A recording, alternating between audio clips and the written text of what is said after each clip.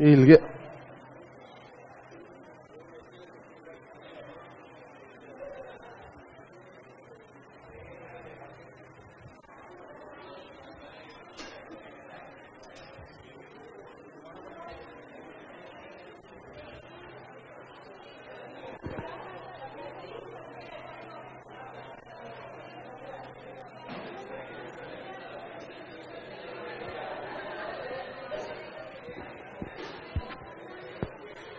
Start कर दी।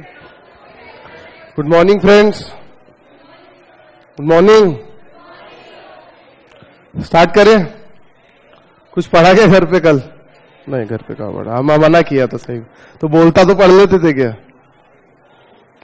चलिए, कल हम लोग एग्रीगेट डिमांड और एग्रीगेट सप्लाई के बारे में हमने पढ़ा था, याद है क्या?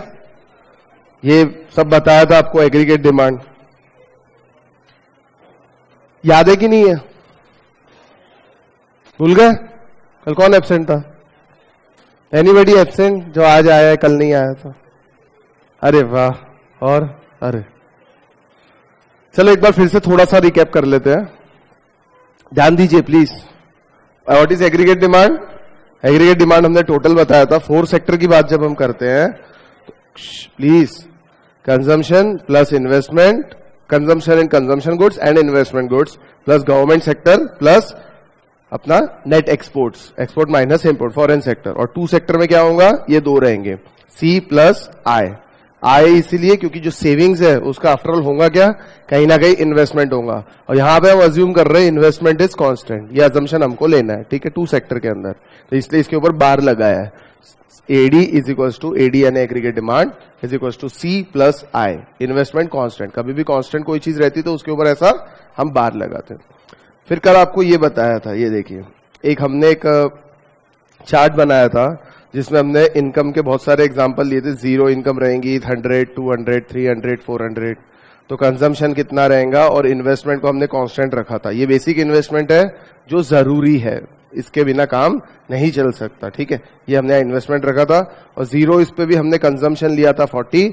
0 इनकम में भी कंजम्पशन होता है, बिल्कुल होता है। खाना पीना थोड़ी छोड़ सकते हैं हम, भले ही आज इनकम हुई हो या ना हुई हो। और इस ऐसे कंजम्पशन को हम बोलते हैं autonomous consumption, the consumption at 0 level of income, इसको हम ऑटोनॉमस कंजम्पशन बोलते हैं, ठीक है।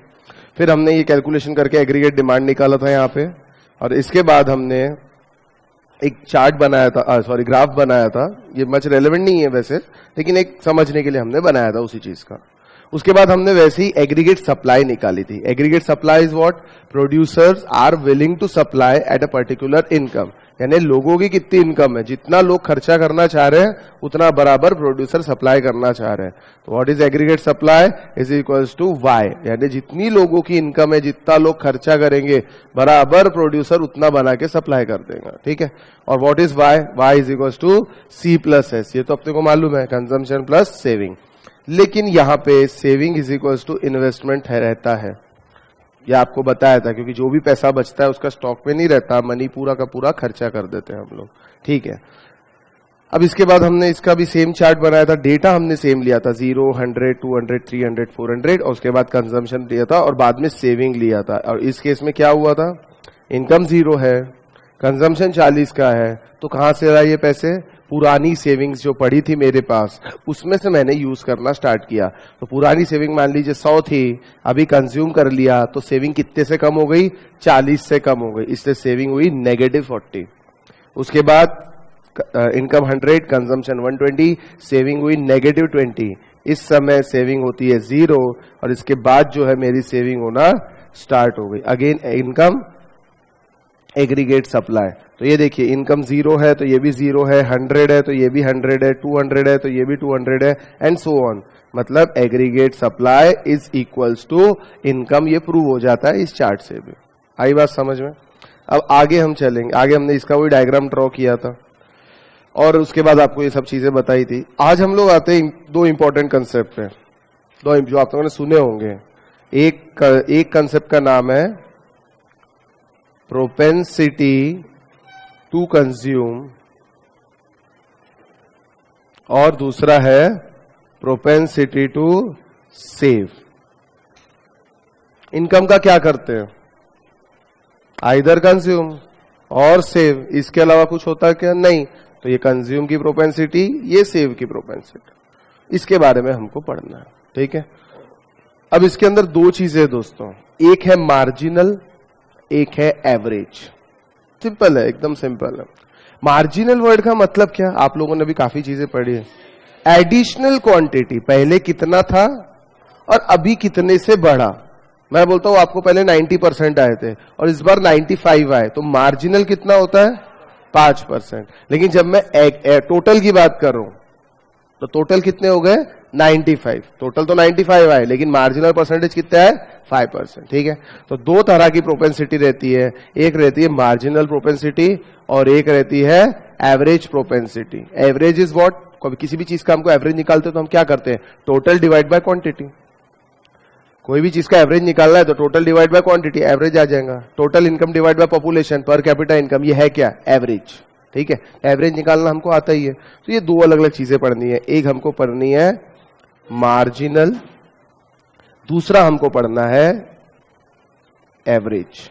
ठीक है, तो फिर again marginal propensity to consume, marginal propensity to save, average propensity to consume and average propensity to save.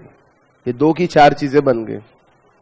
Marginal propensity to consume, marginal propensity to save and average propensity to consume and average propensity to save. ये standard abbreviation है, आप ये short form use कर सकते हो, कोई problem नहीं। बराबर है, हाँ कि ना? सिंपल। अब सर ये होता क्या है? तो पहले बात करेंगे दोस्तों मार्जिनल की। ठीक है, प्रोपेंसिटी टू कंज्यूम का मतलब ये होता है कि इनकम का कितना हिस्सा मैं कंज्यूम करना चाहता हूं। सिंपल, मैंने 100 रुपए कमाए और मैं बोलता हूं मैं 50% कंज्यूम करना चाहता हूं, मतलब मैं कितना कंज्यूम करूंगा? 50 रुपए। तो बचे 50 कहां जाएंगे?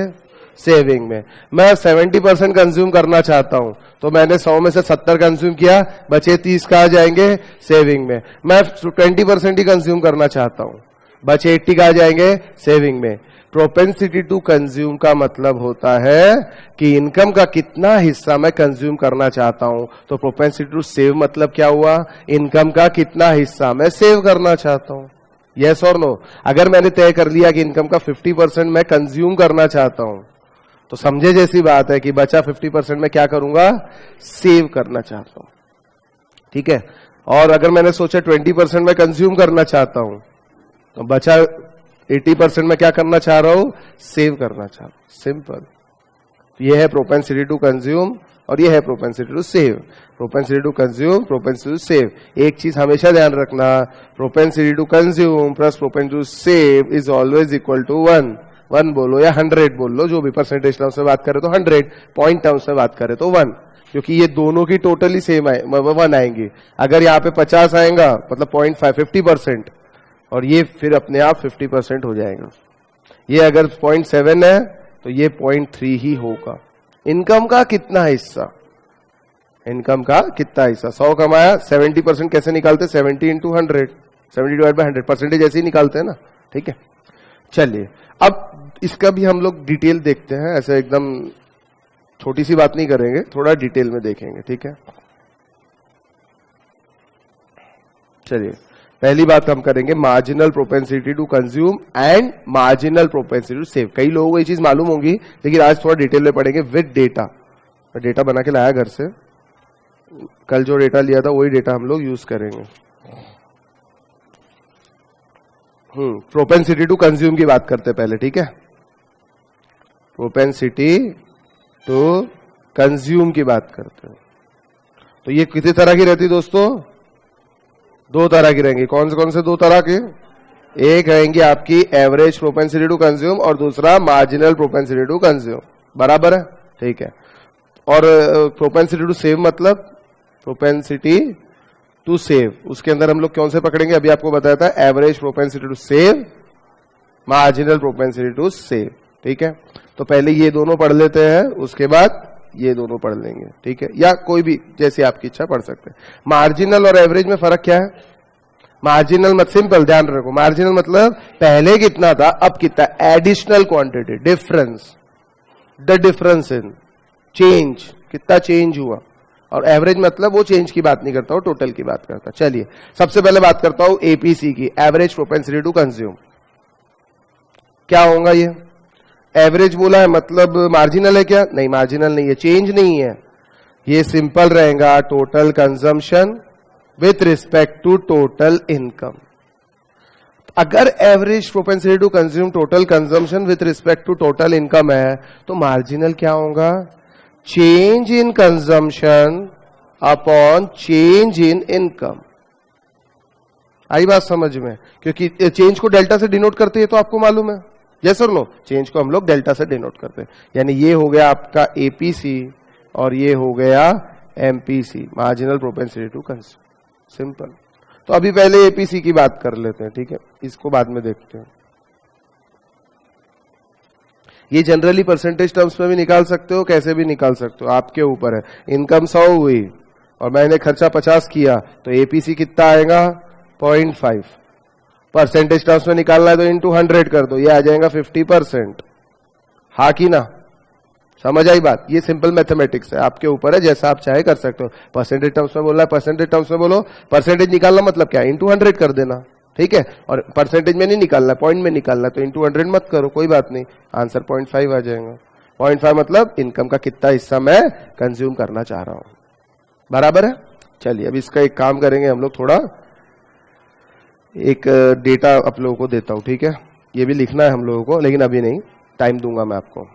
इनकम कितनी पकड़ी थी कल हमने? इनकम 0 से स्टार्ट किया था, 100, 200, 300 और 400 पे गए थे, ठीक है। कंजम्पशन भी हमने कुछ लिखा था, कंजम्पशन कितना 0 पे? 40, 120, 200, बताओ ना, 280 और 360, यस और नो? अगर मैं आपको बोलूं एपीसी निकालो तो आप कैसे निकालोगे? सर सिंपल है, सी बाय वाई निकाल देते हैं। फर्स्ट केस में क्या आएगा? 0 किसने बोला? कभी भी डिनोमिनेटर में 0 आता है तो उसका आंसर इंफिनिटी आता है। इंफिनिटी यानी एग्जिस्टेंस में नहीं है, सीधी बात है। सेकंड केस में कितना लूं? थर्ड केस में, फोर्थ केस में, करो, कैलकुलेटर होंगे ना आपके पास। 0.9 होगा ना? अरे 280 डिवाइड बाय 300 तो 0.93 आएगा। ये समझ आया कैसे आया दोस्तों फिगर्स? पक्का? ये क्या निकाला हमने? एवरेज प्रोपेंसिटी टू कंज्यूम, ठीक है। चलिए ठीक है, अब इसको यही छोड़ देते हैं और कुछ नहीं करते हैं, इसका थोड़ा सा एनालिसिस कर लेते हैं। Can average propensity to consume be greater than 1? Yes, APC can be greater than 1। Can APC be equal to 1? Yes, APC can be equal to 1। Can APC be less than 1? Yes, APC can be less than 1। Can APC be 0? क्योंकि जब 0 income थी तब भी sir हम consumption कर रहे थे, तो APC average propensity to consume 0 कहां से होगा? कुछ बिना खाए पिए बिना कपड़े पहने रह सकते क्या? कुछ तो खाएंगे कि नहीं खाएंगे? That means propensity to consume can never be equal to 0। Yes, भले ही हम सेविंग नहीं करेंगे, जितना कमाएंगे पूरा खर्चा कर देंगे, लेकिन बिना कंजम्पशन किए तो जी ही नहीं सकते ना। जीने के लिए कंजम्पशन जरूरी है कि नहीं है? यस, इट इज नेसेसरी, ठीक है। अब आपको ये चाहो तो नोट कर सकते हो, और ये बड़ी काम की चीजें हैं, ये जो दिख रहा है ना, ये कंसेप्ट क्लियर होना चाहिए। ये अपना कंसेप्ट है कि ऐसा होता क्यों नहीं होता, क्यों होता, होता तो क्यों होता, नहीं होता तो क्यों नहीं होता, रीजन शुड बी देयर। तो आपके पास 5 मिनट नहीं, 1 मिनट है, इसको लिख लो। हाँ, 1 ही मिनट लगेगा, और क्या, डेटा तो वही है।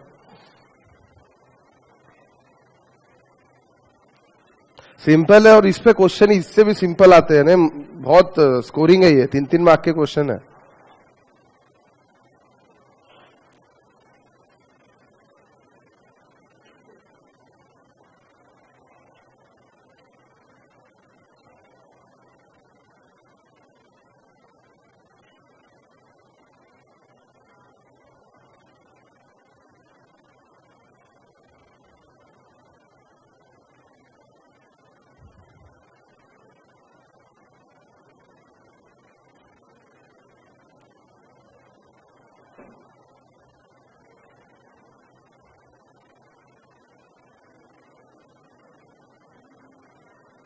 लिखा गया?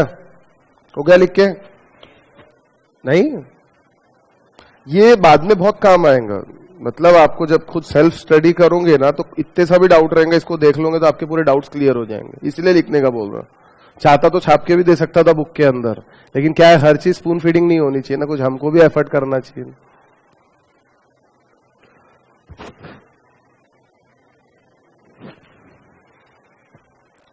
चलो आगे। अरे हो गया ना, कितना टाइम लगाऊंगा? चलिए आगे चलते हैं। अभी प्रोपेंसिटी टू कंज्यूम देख लिया, एवरेज। अब हम देखते हैं मार्जिनल क्या होता है। ठीक है, what is marginal propensity to consume? क्या होगा? देखो, इसको स्मॉल बी से भी डिनोट करते हैं, ये ध्यान में रखना। मार्जिनल प्रोपेंसिटी टू कंज्यूम को स्मॉल बी से डिनोट करते हैं। एब्रीवेशन है, स्टैंडर्ड एब्रीवेशन, ऐसा कुछ टेंशन वाली बात नहीं है। MPC is equals to change in consumption upon change in income, delta C upon delta Y. Change की बात करते, सिंपल। ठीक है, डेटा निकाल लो। आपकी इनकम कितनी थी? 0, 100, 200, 300, 400। कंजम्पशन कितना था?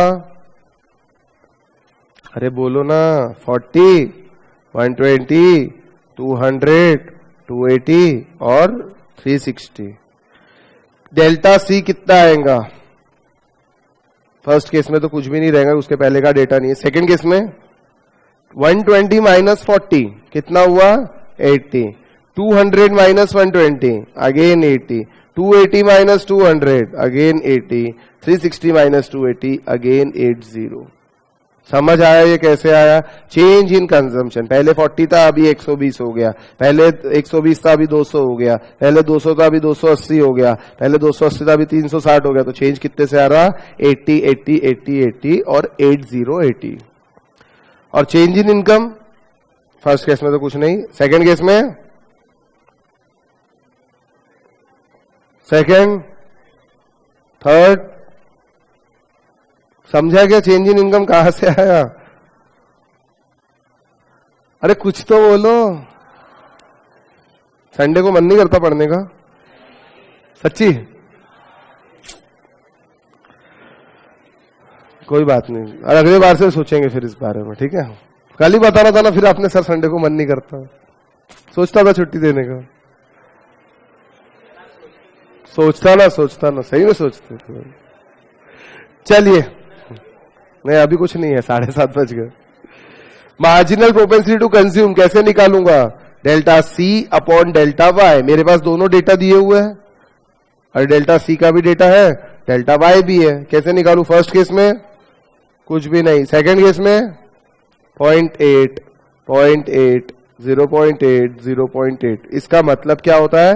इनकम का कितना हिस्सा मैं कंज्यूम करना चाहता हूं? 80%। 0.8। 1 रुपया कमाया तो 80 पैसा, 100 रुपया कमाया तो 80 रुपए, 1000 रुपया कमाया तो 800 रुपए, 1 लाख कमाया तो 80,000 रुपए। सिंपल। तो बचेगा क्या करूंगा?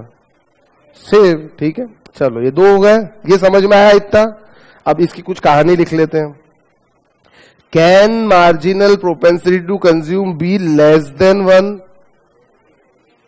MPC can be less than 1। हाँ, दिख ही रहा है ना सर। Can MPC B 1? जितना कमाया पूरा खर्चा कर दिया। Yes, MPC can be equal to 1। Can MPC be 0? सोच के जवाब देना, यस और नो। कुछ लोग नो तो बोलेंगे, कितने लोग नो बोल रहे जल्दी बताओ। हाँ, और सर बिना इनकम कुछ तो कंज्यूम करेगा ना कि नहीं करेगा? लेकिन बेटा वो एवरेज में पता चलता। मार्जिनल क्या है? डिफरेंस। डिफरेंस है कि नहीं है? अगर कोई चेंज ही नहीं रहा तो फिर क्या होगा? चेंज नहीं रहा मतलब 200 है आज के दिन, अगले दिन भी 300 नहीं हुई, 200 ही रह गई, तो फिर एमपीसी तो 0 ही आएगा ना। इसको मान लो मैं 300 नहीं करता, इसको मैं 200 कर देता हूं, और इसको भी मैं 200 ही रख देता हूं, तो चेंज कुछ है क्या? 0। इनकम में चेंज कुछ है क्या? 0। तो 0 डिवाइड बाय 0 क्या होगा? 0 डिवाइड बाय 0 1 होता। ऐसा नहीं बोलना कभी, वेरी बैड, 1 नहीं होता। 0 हो सकता कि नहीं एमपीसी, कुछ भी नहीं है भैया। कुछ देखिए, कुछ चेंज ही नहीं हुआ तो फिर 0 ही होगा ना आंसर। समझ रहे नहीं समझ रहे? तो एमपीसी कैन बी 0। अब एक सवाल और, can MPC B greater than 1? सोच के जवाब देना। Can MPC B greater than 1? हो सकता है। कैसे? चेंज इन कंजम्पशन ज्यादा है चेंज इन इनकम से। नहीं, वो अजम्पशन को छोड़ो, पहले ये बताओ इसमें ऐसा हो सकता क्या? Can MPC greater than 1? देखो एपीसी तो 1 से ज्यादा हो सकता है, एमपीसी हो सकता है क्या? एपीसी हो सकता है, ये तो दिख ही रहा है, हमने देखे ना। हे पहा, APC can be greater than 1, simple. I am asking can this B greater than 1 MPC? अच्छा, नेगेटिव हो सकता है क्या?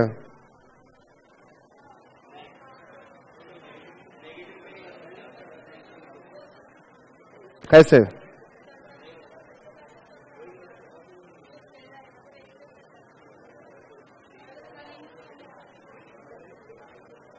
हाँ, पॉसिबल है। चलो ठीक, चलो ठीक है। ये सवाल को अभी सवाल या निशान लगा के यहीं छोड़ दो, थोड़ी देर बाद आपको अपने आप समझ में आ जाएगा। अरे रुको तो सही, सब चीज अभी बता दूं क्या? ठीक है, इसको अभी ये तो मान गए ना एमपीसी कैन बी 0, कि इसमें डाउट है? हाँ ठीक है, अभी ग्रेटर देन 1 होता कि नहीं होता आप ही जवाब दोगे थोड़ी देर बाद, ज्यादा नहीं, थोड़ी सी देर। चलिए एक और चीज पढ़ते हैं। अब हम पढ़ते हैं प्रोपेंसिटी टू सेव की बात कर लेते हैं। ठीक है, सेविंग्स की बात कर लें। चलो ठीक है, पहला है उसके अंदर हमारा तीसरा पार्ट जिसको हम बोलते हैं एवरेज प्रोपेंसिटी टू सेव। क्या होगा एवरेज प्रोपेंसिटी टू सेव? जैसे वो था कंजम्पशन डिवाइड बाय इनकम, ये रहेगा इनकम का कितना हिस्सा मैं सेव करना चाहता, that means APS is equal to saving divide by income. हाँ की ना? ठीक है, चलिए वही डेटा ले लेते हैं। अपन ऐसा ही बोल सकते हैं saving is equal to function of income. ठीक है, चलिए इनकम कितनी? वही अपना स्टैंडर्ड है ना, 0, 100, 200, 300 और 400। कंजम्पशन कितना? वही 40, नहीं 40 के बाद 120 था, 200। अभी क्या लिखूं? सेविंग। क्या है सेविंग? -40 है ना, डिस सेविंग हो रही, बताया था ना कल आप लोगों को। अभी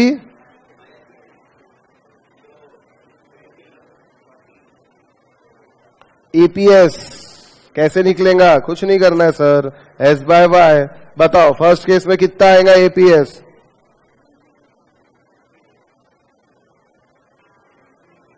फर्स्ट केस में इंफिनिटी, पक्का? डिवाइड बाय 0 सर वही होता। सेकेंड केस में -0.2, हा की ना?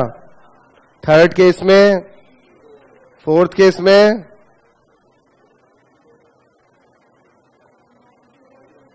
.06, फोर्थ लास्ट केस में 0.10 अप्रोक्सीमेटली। ठीक है, ये हमने निकाला एपीएस, बराबर है, दिख रहा सबको? अब कुछ सवाल पूछ लेता हूं, can APS be negative? Yes it can be negative. Can APS be less than 1? Yes sir. Can APS be greater than 1? सवाल ही नहीं उठ सकता sir, can never be greater than 1। Can APS be equal to 1? चलो ये काम का सवाल है, क्या एपीएस का भी 1 हो सकता है?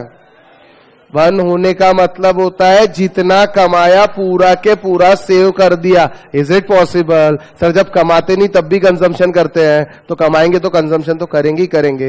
एक्चुअली मैंने पहले सवाल ये पूछना चाहिए था, can APS be equal to 1? आप बोलते थे नो। तो जब इक्वल टू 1 नहीं होता तो ग्रेटर देन 1 होने का तो सर सवाल ही नहीं उठता ना। ठीक है, अब चलो एपीसी को याद करो।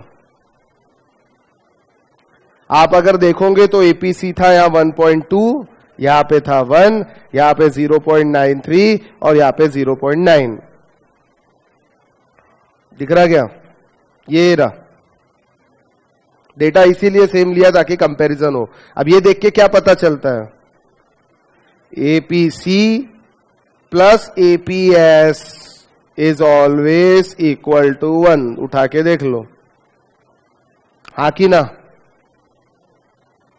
भाई? Average propensity to consume plus average propensity to save will be equal to 1 और will be equal to 100%।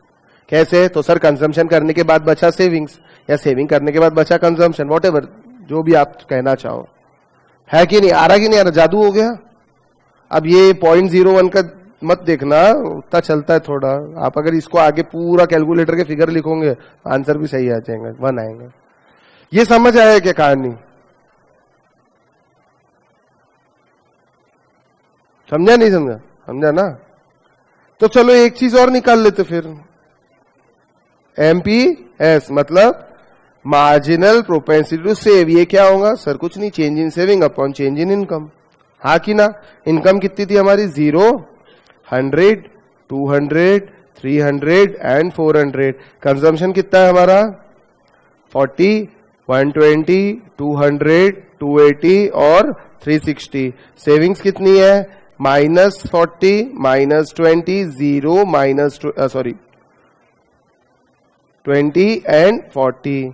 Change in saving कितनी हो गई? फर्स्ट केस में कुछ है नहीं। सेकंड केस में चेंज इन सेविंग कितनी है? -20 नहीं किया सर, +20 आएगा। कैसे सर? पहले 40 रुपए का गड्ढा था, अब गड्ढा 20 रुपए का हो गया, मतलब फायदा है, 20 रुपए ज्यादा बचे।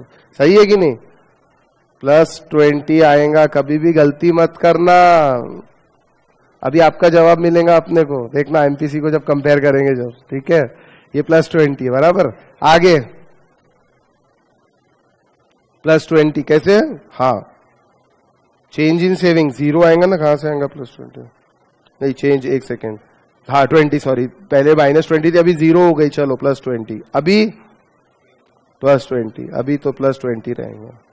चेंज इन इनकम, अरे इसको देखना ही नहीं पड़ता, कितनी है? 100, 100, 100, 100। What will be MPS? 0.2, 0.2, 0.2, 0.2 बराबर है। अब आपका ये डेटा याद कीजिए, एमपीसी क्या था? 0.8, 0.8, 0.8, 0.8 एंड एमपीसी प्लस एमपीएस, ये वो डेटा लिखा है यहां पे, इज इक्वल्स टू 1। आ रहा कि नहीं आ रहा? अब यहां माइनस होने के बाद भी देखो, यहां माइनस होने के बाद भी ये प्लस आ रहा है, दिख रहा है? ये सब माइनस माइनस में होने के बाद भी आंसर प्लस में आ रहा है। हाँ कि ना? सिंपल है। अब मुझे एक बात बताओ, अब आपका ये सवाल जो अभी हमने लिया था, ये रहा, can MPC B greater than 1? Yes और नो? अभी भी शक है? नहीं, MPC can not be greater than 1। तो फिर इस पे भी आ जाओ, इसकी भी कुछ कहानी लिख दो। Can MPS B greater than 1? सवाल ही नहीं उठता, जब एमपीसी नहीं है तो एमपीएस कहां से होगा? Can MPS be equal to 1?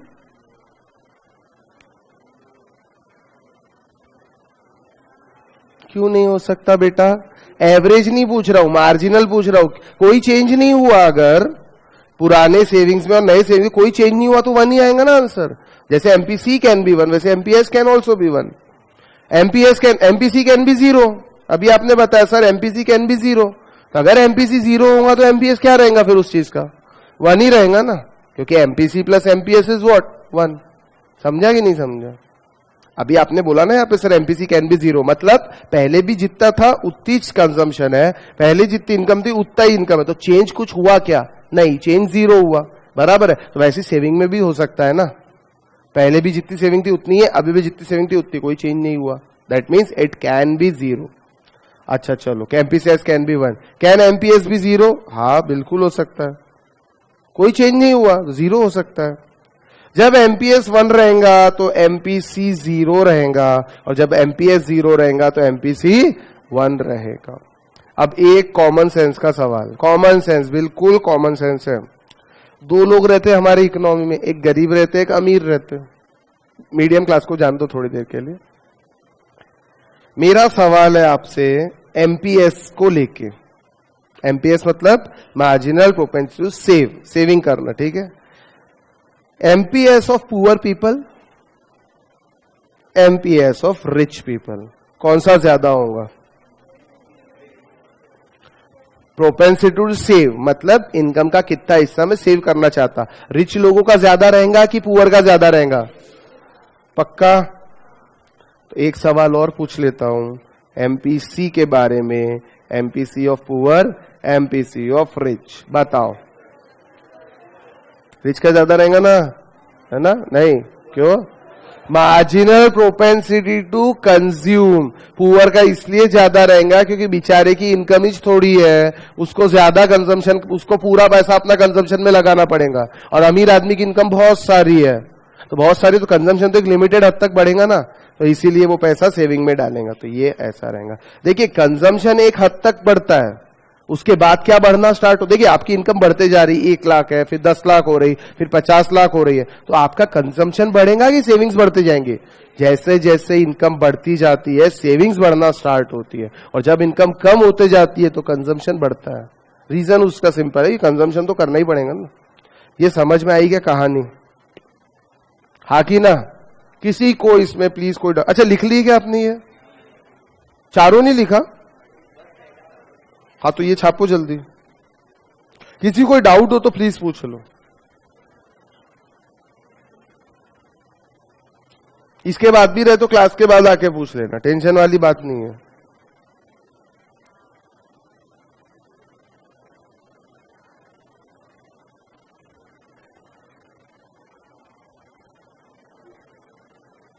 अभी तो हमने इसका काम स्टार्ट ही नहीं किया है, तो एकदम बेसिक बता रहा हूं आपको, सिर्फ बेसिक।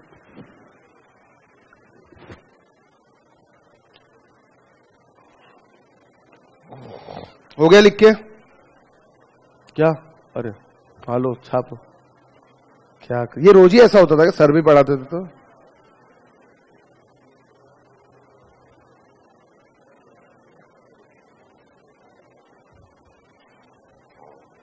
ये जो है नीचे लिखा है ना दोस्तों, MPC can be greater than equal to, ये बड़े काम की चीज है, लिख लेना वहां पे, आपको काम आएगा।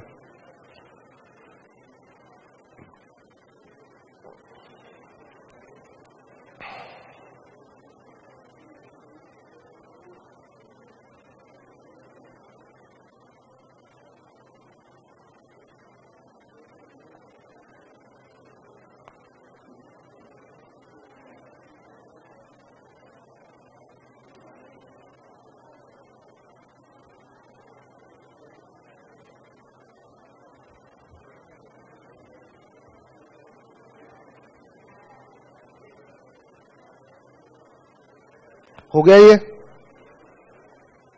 चलो आ गया।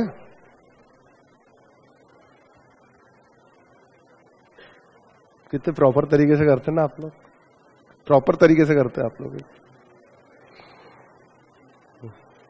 3 कलर की मार्कर, वाह good good. Propensity to save लिखते नहीं क्या? यहां लिख लिया, लिख लिया क्या?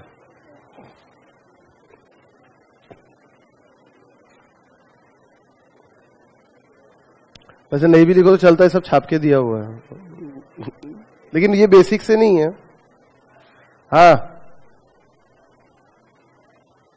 किसकी किसकी इनकम 0 है? हाँ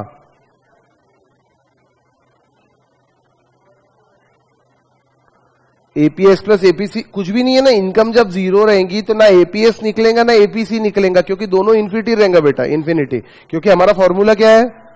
S divide by Y, S कितना है -40, लेकिन वाई, इन इनकम को वाई से डिनोट करते हैं, ठीक है, तो वाई कितना है 0, और किसी भी चीज को अगर 0 से डिवाइड करो तो उसका आंसर ही नहीं आता ना, आंसर इन्फिनिटी रहता, मतलब उसका आंसर हम खोज ही नहीं सकते, तो 1 कहां से आएगा फिर, ये बात है फर्स्ट केस में, इनकम 0 है तब की।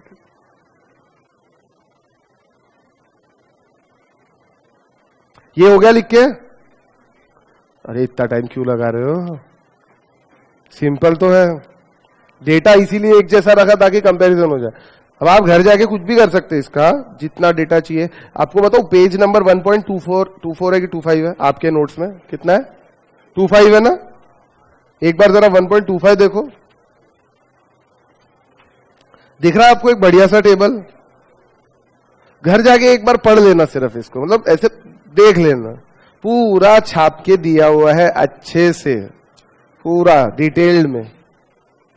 लेकिन ये बेसिक लेवल है जो छोटे बच्चों को सिखाना पड़ता, और ये थोड़ा बड़े बच्चों के लिए, ठीक है, तो बड़े बच्चों वाला बुक में दे दिया, छोटे बच्चों वाला क्लास में पढ़ा दिया, सिंपल।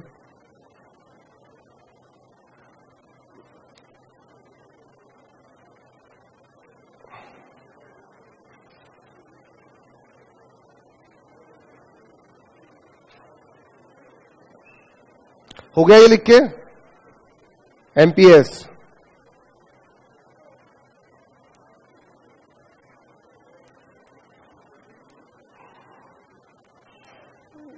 लिखो लिखो लिखो लिखो, छापो छापो जल्दी से, क्या दिख नहीं रहा, अरे ऐसा थोड़ी, अब उसका वो क्या करेंगे, बाजू वाली किताब से छाप लेना। बाकी का हो गया क्या,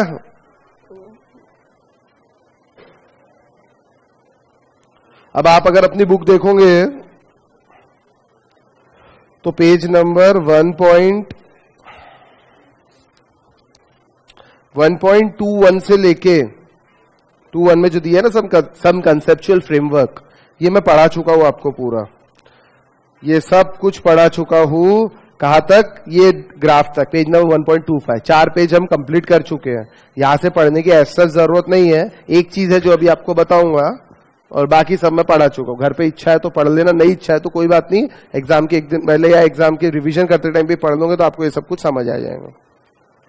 हो गया एमपीएस भी लिख के।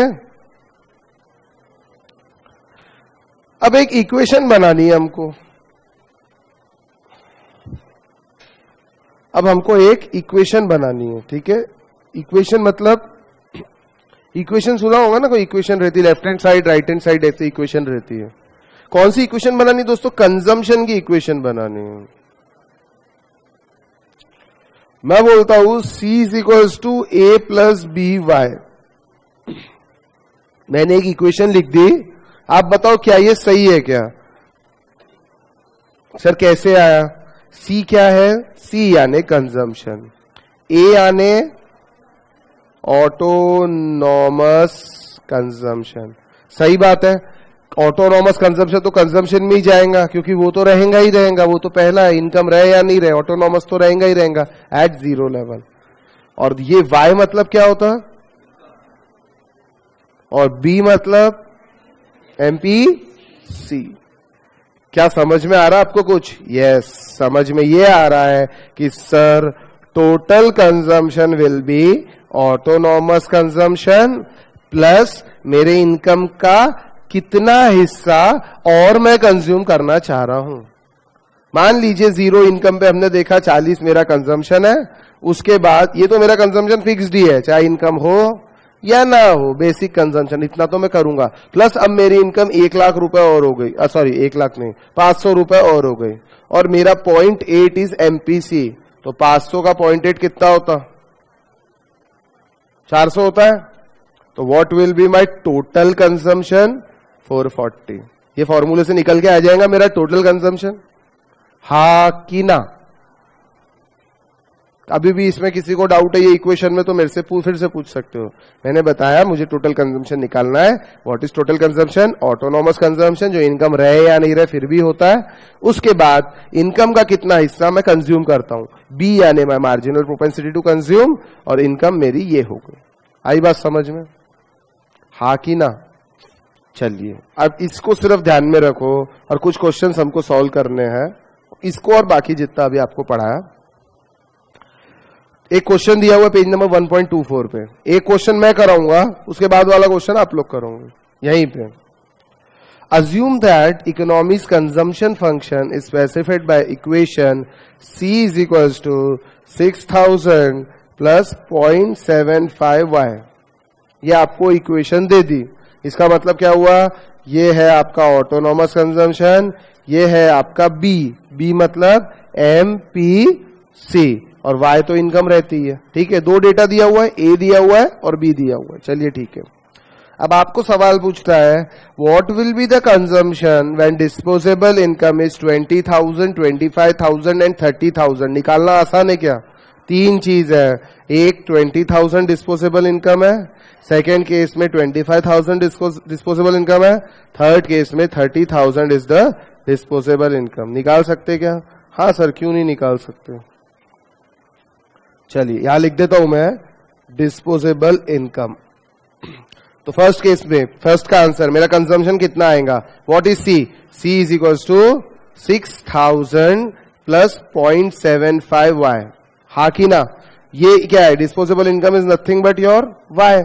इस इक्वेशन में y का फिगर डाल दो, आंसर आ जाएगा। हा कि ना, मैथमेटिक्स पढ़ा है, एलजेब्रा। हा कि ना, 6000 प्लस 0.75y, 20,000 इंटू 0.75 करो, देखिए 6000 प्लस 0.75 इंटू 20,000। फर्स्ट केस क्या आंसर आएगा, 21,000। ऐसा ही सेकेंड और थर्ड केस में करिए, क्या आता बताओ। सेकेंड केस में अगेन 6000 प्लस 0.75 इंटू 25,000, 24,750। और थर्ड केस में अगेन 6000 प्लस 0.75 इंटू 30,000। एग्जाम में इतना लिखने की कोई जरूरत नहीं है, ठीक है। कितना आएगा, 28,500। ये मेरा निकल के आ गया C at different level of disposable income. Question में पूछा था यही। चलो पहला क्वेश्चन हो गया, find out saving when disposable income is this this and this. अरे इससे आसान और क्या होगा, आपको क्या निकालना है, सेविंग निकालना है। आपको ये मालूम है y is equal to C plus S, तो s is equal to Y minus C. हा कि ना, ये s is equal to Y minus C कैसे आया, अरे s यही रहने दिया, c को इधर लेकर गया तो इधर जाएगा तो ये माइनस हो जाएगा ना। हा कि ना, देखो आप बोलते नहीं इसलिए बताना पड़ता। तो कैसे करेंगे अभी,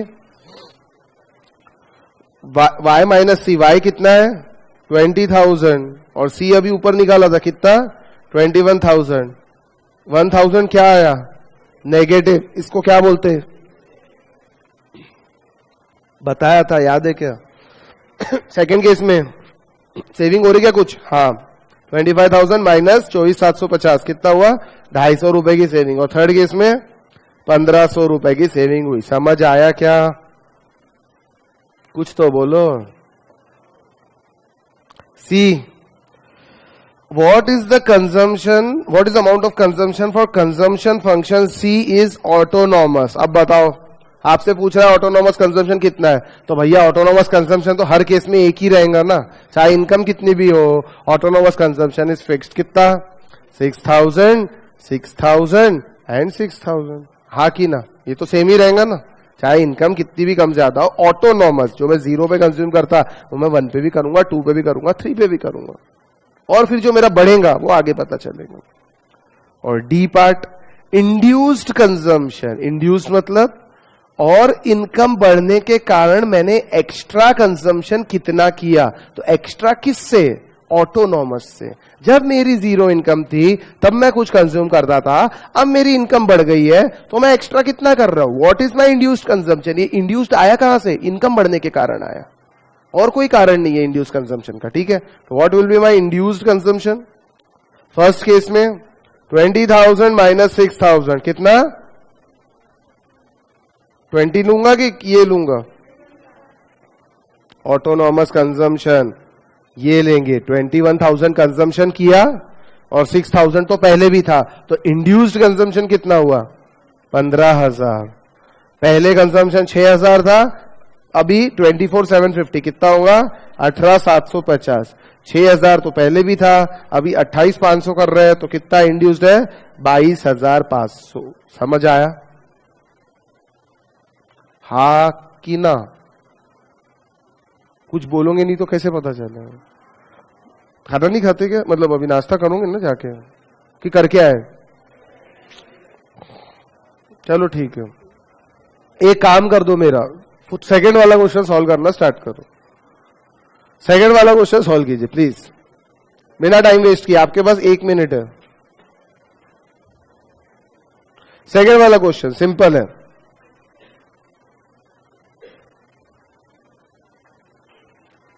एक मिनट पढ़ लो, 1 मिनट सॉल्व कर लो, चलेगा।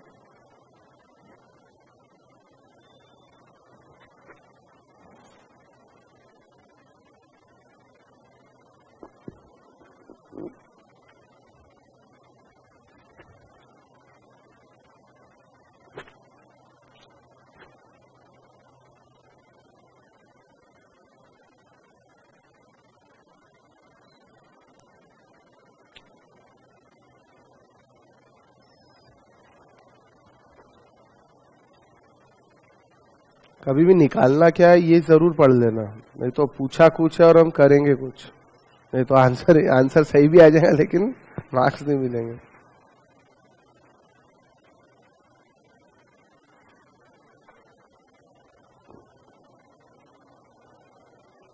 क्या आया आंसर? आ गया? आ गया? सिंपल है क्वेश्चन।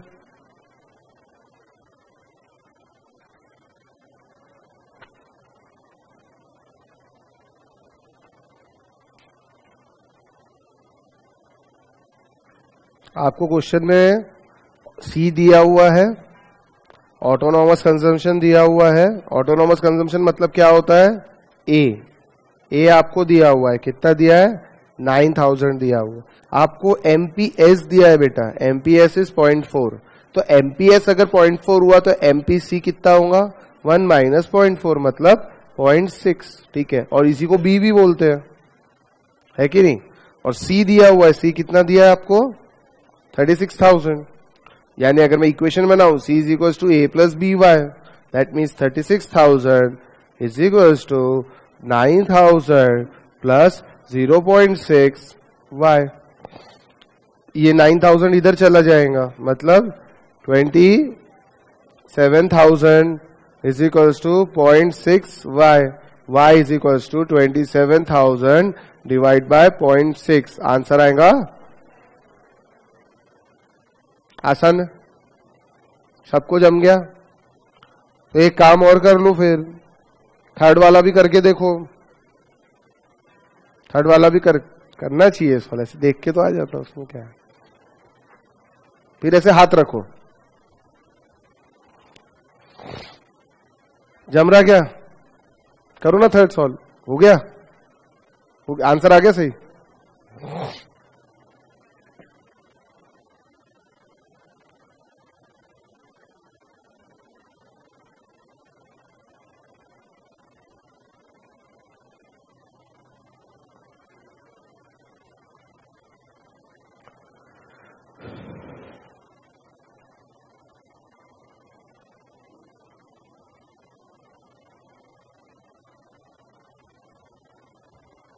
थोड़ा सा घुमा के लिखा है, बाकी कुछ नहीं है।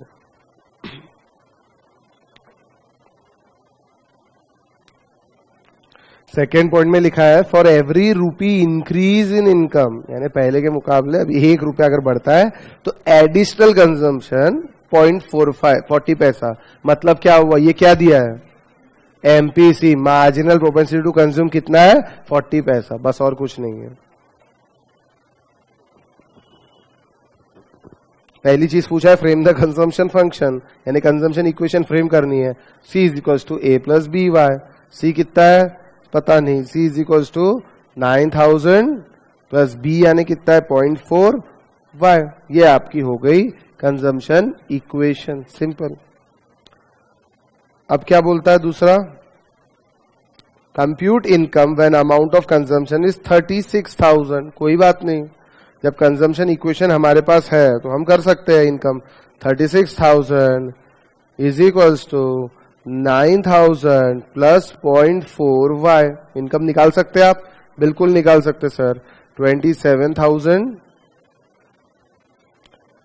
डिवाइड बाय 0.4, ऐसा ही होगा ना, इज इक्वल्स टू वाई। कितना होता है 67,500। ये आ गई अपनी इनकम। और तीसरा क्या पूछा है, compute the induced consumption when income is 75,000। तो सबसे पहले इंड्यूस कंजम्पशन निकालने के लिए ये पुराने से कंपेयर कर रहे हैं, बराबर है। तो पुराने 67,500 पे कंजम्पशन कितना है 36,000, ठीक है ना। 67,500 इनकम पे हमारा कंजम्पशन 36,000 है। तो सबसे पहले हमको ये निकालना है कि 75,000 पे कितना होगा। तो C is equal to 9,000 plus 0.4 into 75,000। हमको इनकम दी हुई है ना, तो इसको सॉल्व करेंगे तो कितना आएगा बताओ ना। 39,000 इसको सॉल्व करे तो आता है। तो अब इंड्यूस कंजम्पशन मेरा कितना हुआ बताइए। पहले में मेरा इंड्यूस कंजम्पशन फर्स्ट केस में कितना है 9,000, ऑटोनॉमस कंजम्पशन कितना है 9,000 जीरो इनकम लेवल पे, और अभी कंजम्पशन कितना हुआ 39। तो मेरी इनकम होने के कारण मैंने कितना कंजम्पशन बढ़ाया 9,000। तो पहले भी था, इनकम नहीं भी थी तो भी करता था, और अब मैंने कितना बढ़ाया 30,000। ये 75,000 इनकम होने के कारण मेरा कंजम्पशन 39,000 हुआ, जो कि पहले तो 9,000 भी था, अभी कितना हुआ 30,000 is my induced consumption above autonomous. Induced consumption मतलब ऑटोनॉमस के अबाउ जो भी हुआ इनकम होने के कारण।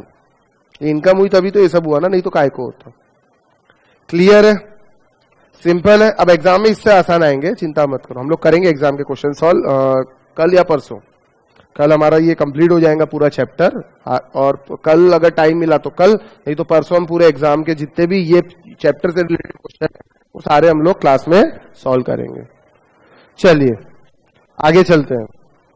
आगे आज एक ही मॉडल पढ़ाऊंगा, ज्यादा नहीं पढ़ाऊंगा, नहीं तो आप लोग थोड़ा सा हैवी हो जाएगा आज का डोज।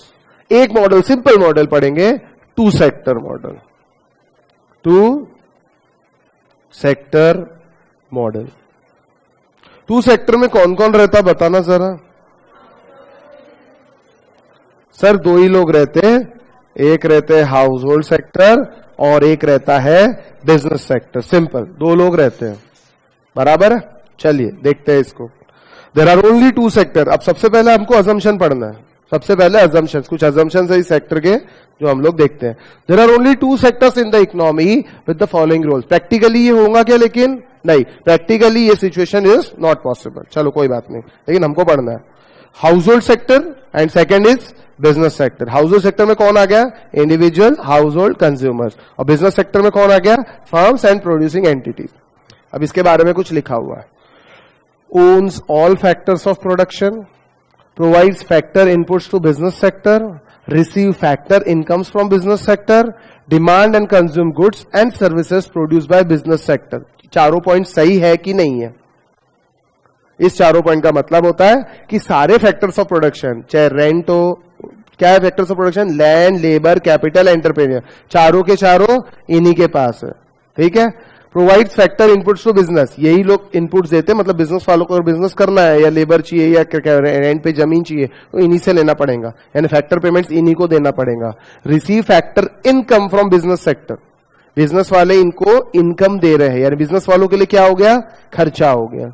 और demand and consume the goods and services produce by business sector, जो भी गुड्स और सर्विस बिजनेस सेक्टर ने प्रोड्यूस किया वो ये लोग कंज्यूम करेंगे, बराबर है, पूरा के पूरा, ये अजम्पशन है। और बिजनेस वाले क्या करेंगे फिर, utilises the factor inputs from house hold sector, जो भी हाउस होल्ड सेक्टर ने फैक्टर इनपुट्स दिया उसको यूटिलाइज करेंगे, उसके बदले उनको क्या देंगे, पैसा देंगे, factor payments to household sector, और करेंगे क्या, produces goods and services for meeting the consumption demand of household sector. समझ आई ये बात एवरीबॉडी? इसके बाद there is no government sector and hence no corporate और personal taxes and no transfer payments. Transfer payments government ही देती है, अब वो है नहीं तो रहेंगे नहीं। There is no foreign sector, hence there is no export and no import, no internal inflow and no outflow. ना देश के अंदर कुछ आएगा ना बाहर जाएगा। चलो ठीक है। All investment are autonomous. आपको बोल रहे थे ना 2 सेक्टर मॉडल में इन्वेस्टमेंट को थोड़ी देर के लिए फिक्स समझ लो। ऑटोनोमस मतलब चाहे 0 हो चाहे 100 हो, एक इन्वेस्टमेंट को फिक्स पकड़ना है। जीरो इनकम पे भी अपने इन्वेस्टमेंट पकड़ा था, याद है कि कल बताया था? ये देखो,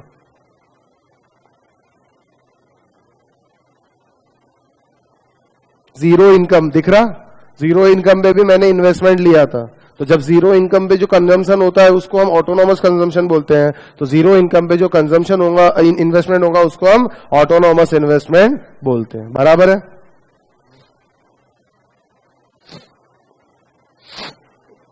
ठीक है।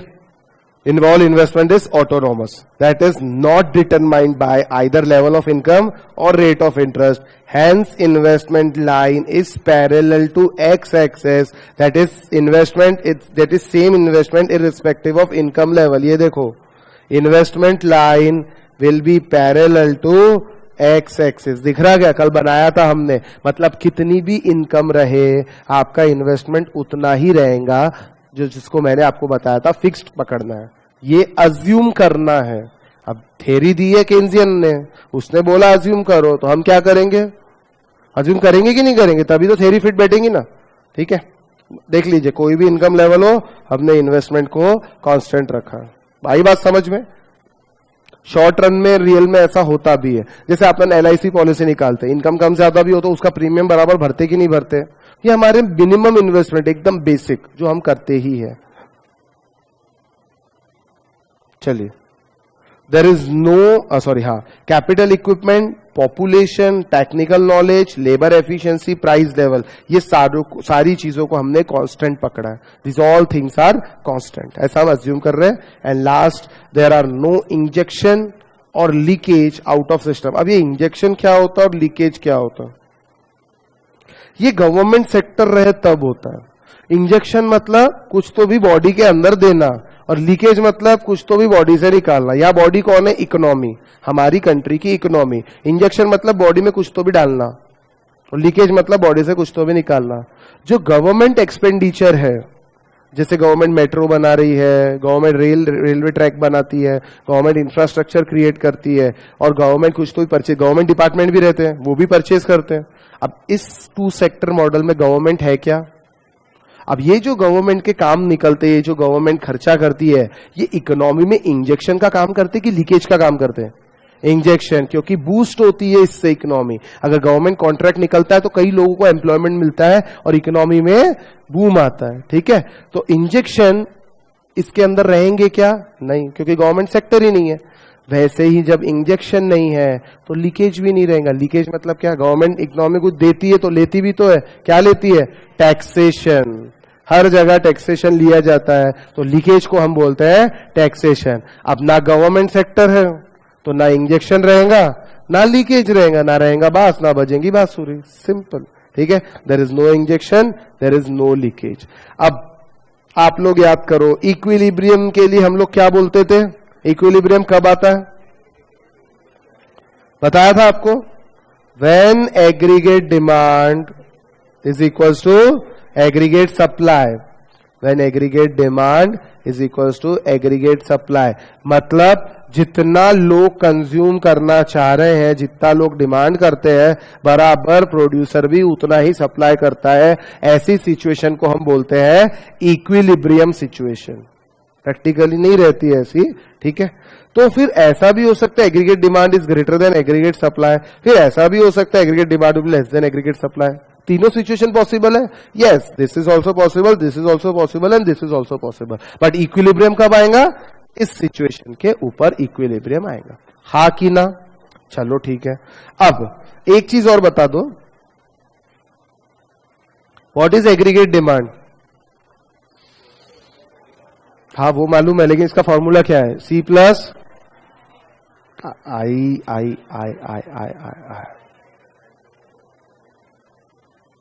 And what is aggregate supply? बराबर है,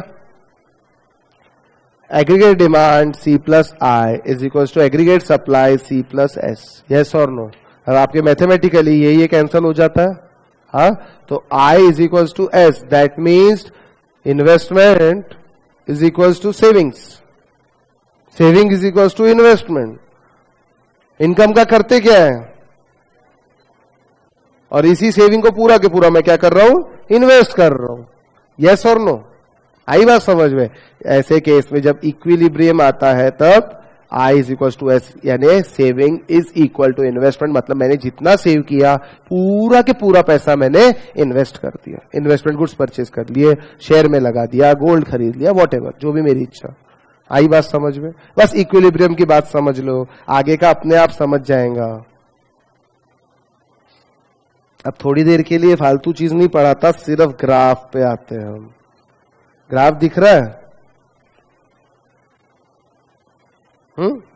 ग्राफ पहले समझ लेते हैं, एक्सप्लेनेशन तो अपने आप समझ जाएंगे। ठीक है, इस ग्राफ के अंदर मैं ये 2 सेक्टर मॉडल वाला ग्राफ प्लॉट कर रहा हूं। मतलब I am plotting aggregate demand as well as aggregate supply वाली, सेविंग सप्लाई की लाइन और एग्रीगेट डिमांड दोनों में प्लॉट कर रहा हूं। ठीक है, आप लोगों को कल मैंने ग्राफ बताया था, ये देखिए, पहले इस ग्राफ को देख लो चुपचाप। ये ग्राफ में क्या था? सिर्फ एग्रीगेट डिमांड वाला ग्राफ था, कुछ नहीं। ऑटोनॉमस कंजम्पशन था, इन्वेस्टमेंट हमारे फिक्स थे, इन्वेस्टमेंट फिक्स थे, ये ऑटोनॉमस कंजम्पशन था। और जीरो इनकम पे इन्वेस्टमेंट कितने थे? 40, सॉरी टोटल कितना था? 40 प्लस 40। तो ये हमारी लाइन बन गई, इसको हम एग्रीगेट डिमांड की लाइन बोलते हैं। और एक लाइन बनी कंजम्पशन की, जीरो इनकम पे 40, फिर 100 200 ऐसे बढ़ते गई। और इन दोनों में हमेशा डिफरेंस कितने का रह गया? इन्वेस्टमेंट का, क्योंकि इन्वेस्टमेंट को हमने फिक्स्ड पकड़ा है। बराबर है? ये देख लो, aggregate demand is equal to C plus I। C change होते जा रहा है लेकिन इन्वेस्टमेंट कांस्टेंट है। मतलब दोनों के बीच में डिफरेंस कितना रहेगा? हमेशा इन दोनों के बीच में हमेशा, सॉरी एग्रीगेट डिमांड और इसके बीच में डिफरेंस हमेशा कितना रहेगा? कंजम्पशन और एग्रीगेट डिमांड के बीच में हमेशा 40 का ही फर्क है। देख लो आप, आई बात समझ में? That means I can say this line is parallel to X axis, sorry ये दोनों का डिफरेंस हमेशा सेम रहेगा, यानी दोनों लाइन हमेशा पैरेलल चलने वाली। और ये फर्क कितने का रहेगा? 40 का फर्क हमेशा रहेगा। ठीक है, और ये एक इन्वेस्टमेंट वाली लाइन हमने पैरेलल निकाली थी, पैरेलल टू एक्स एक्सिस। बराबर है? अब सिर्फ इतनी ही चीज नया जो फिगर दिखा रहा उस पे देखो। सप्लाई को थोड़ी देर के लिए भूल जाओ, एग्रीगेट डिमांड की बात करते हैं। इस जो नया ग्राफ आपको अभी दिखा रहा हूं उसमें एग्रीगेट डिमांड कैसा है? ये है नया ग्राफ। ठीक है, क्या इसमें आपको एग्रीगेट डिमांड दिख रहा है? हाँ सर दिखता है ना। कैसे दिखता है? C plus I aggregate demand है। अरे हाँ कि ना? हाँ, ये आपका aggregate demand. And what is aggregate demand? Autonomous consumption plus investment. ये I बार है कि नहीं है? Investment is constant. तो ये जो लाइन आएंगी मेरी, ये C प्लस I, ये कौन सी हो गई? एग्रीगेट डिमांड वाली लाइन। हा कि ना? और इसके नीचे एक लाइन और जो पैरेलल जा रही थी, ये कौन सी लाइन है? कंजम्पशन वाली लाइन। हा कि ना? कल ही हमने देखा था कंजम्पशन। और देखिए कंजम्पशन प्लस इन्वेस्टमेंट, जो कि इसके बीच का क्या होता है? इतना फिगर जो है ये इन्वेस्टमेंट वाला फिगर है। ये देखिए यहां लिखा हुआ है। तो consumption plus investment is equal to aggregate demand. बराबर है? अब ध्यान से सुनना, कंजम्पशन के लिए हमने एक इक्वेशन बनाई थी, what? A plus BY। A autonomous consumption, BY यानी मार्जिनल प्रोपेंसिटी टू कंज्यूम। ठीक है, और बराबर है कंजम्पशन के अंदर ये देखिए ऑटोनॉमस कंजम्पशन भी आ रहा है, प्लस जैसे जैसे ये इनकम यहां पे दी हुई है, इनकम आपकी एक्स एक्सिस पे प्लॉट की हुई है, जैसे जैसे आपकी इनकम बढ़ते जा रही है, राइट हैंड साइड पे जा रही है, वैसे वैसे आपका कंजम्पशन भी ऊपर जाते जा रहा है। इसमें ये ऑटोनॉमस तो फिक्स्ड है, प्लस इनकम का कितना हिस्सा मैं कंज्यूम करना चाहता हूं, बी वाई जिसको हम बोलते हैं, बी यानी मार्जिनल प्रोपेंसिटी टू कंज्यूम और वाई यानी ये मेरी इनकम। समझ आई बात? जैसे जैसे इनकम बढ़ते जाएंगी, एमपीसी तो मेरा फिक्स्ड ही रहेगा, तो मेरा ये भी बढ़ते जाएगा। हाँ कि ना? ये समझ में आया? इतना ग्राफ, सिर्फ इतना अभी के लिए। और ये जो इन्वेस्टमेंट वाली लाइन जो पैरेलल टू एक्स एक्सिस है ना, इसको हमने यहां निकाल दिया। अब कुछ नहीं किया, इसने ग्राफ को दो पार्ट में बनाया है आपके मॉड्यूल वाले ने, पार्ट 1 पार्ट 2। मैं चाहूं तो इसको मिक्स भी कर सकता हूं। मिक्स कैसे करूंगा बताऊं? इसको यहां पे ले जाओ, ये अपने आप मिक्स हो जाएंगे, यानी क्वाड्रेंट बदल जाएंगे, ठीक है। लेकिन उससे क्या होगा ये समझ में नहीं आएगा, फिर आपको समझने में थोड़ी सी दिक्कत होगी। ये जो लाइन है इसको यहां कहीं तो भी मारना पड़ेगा।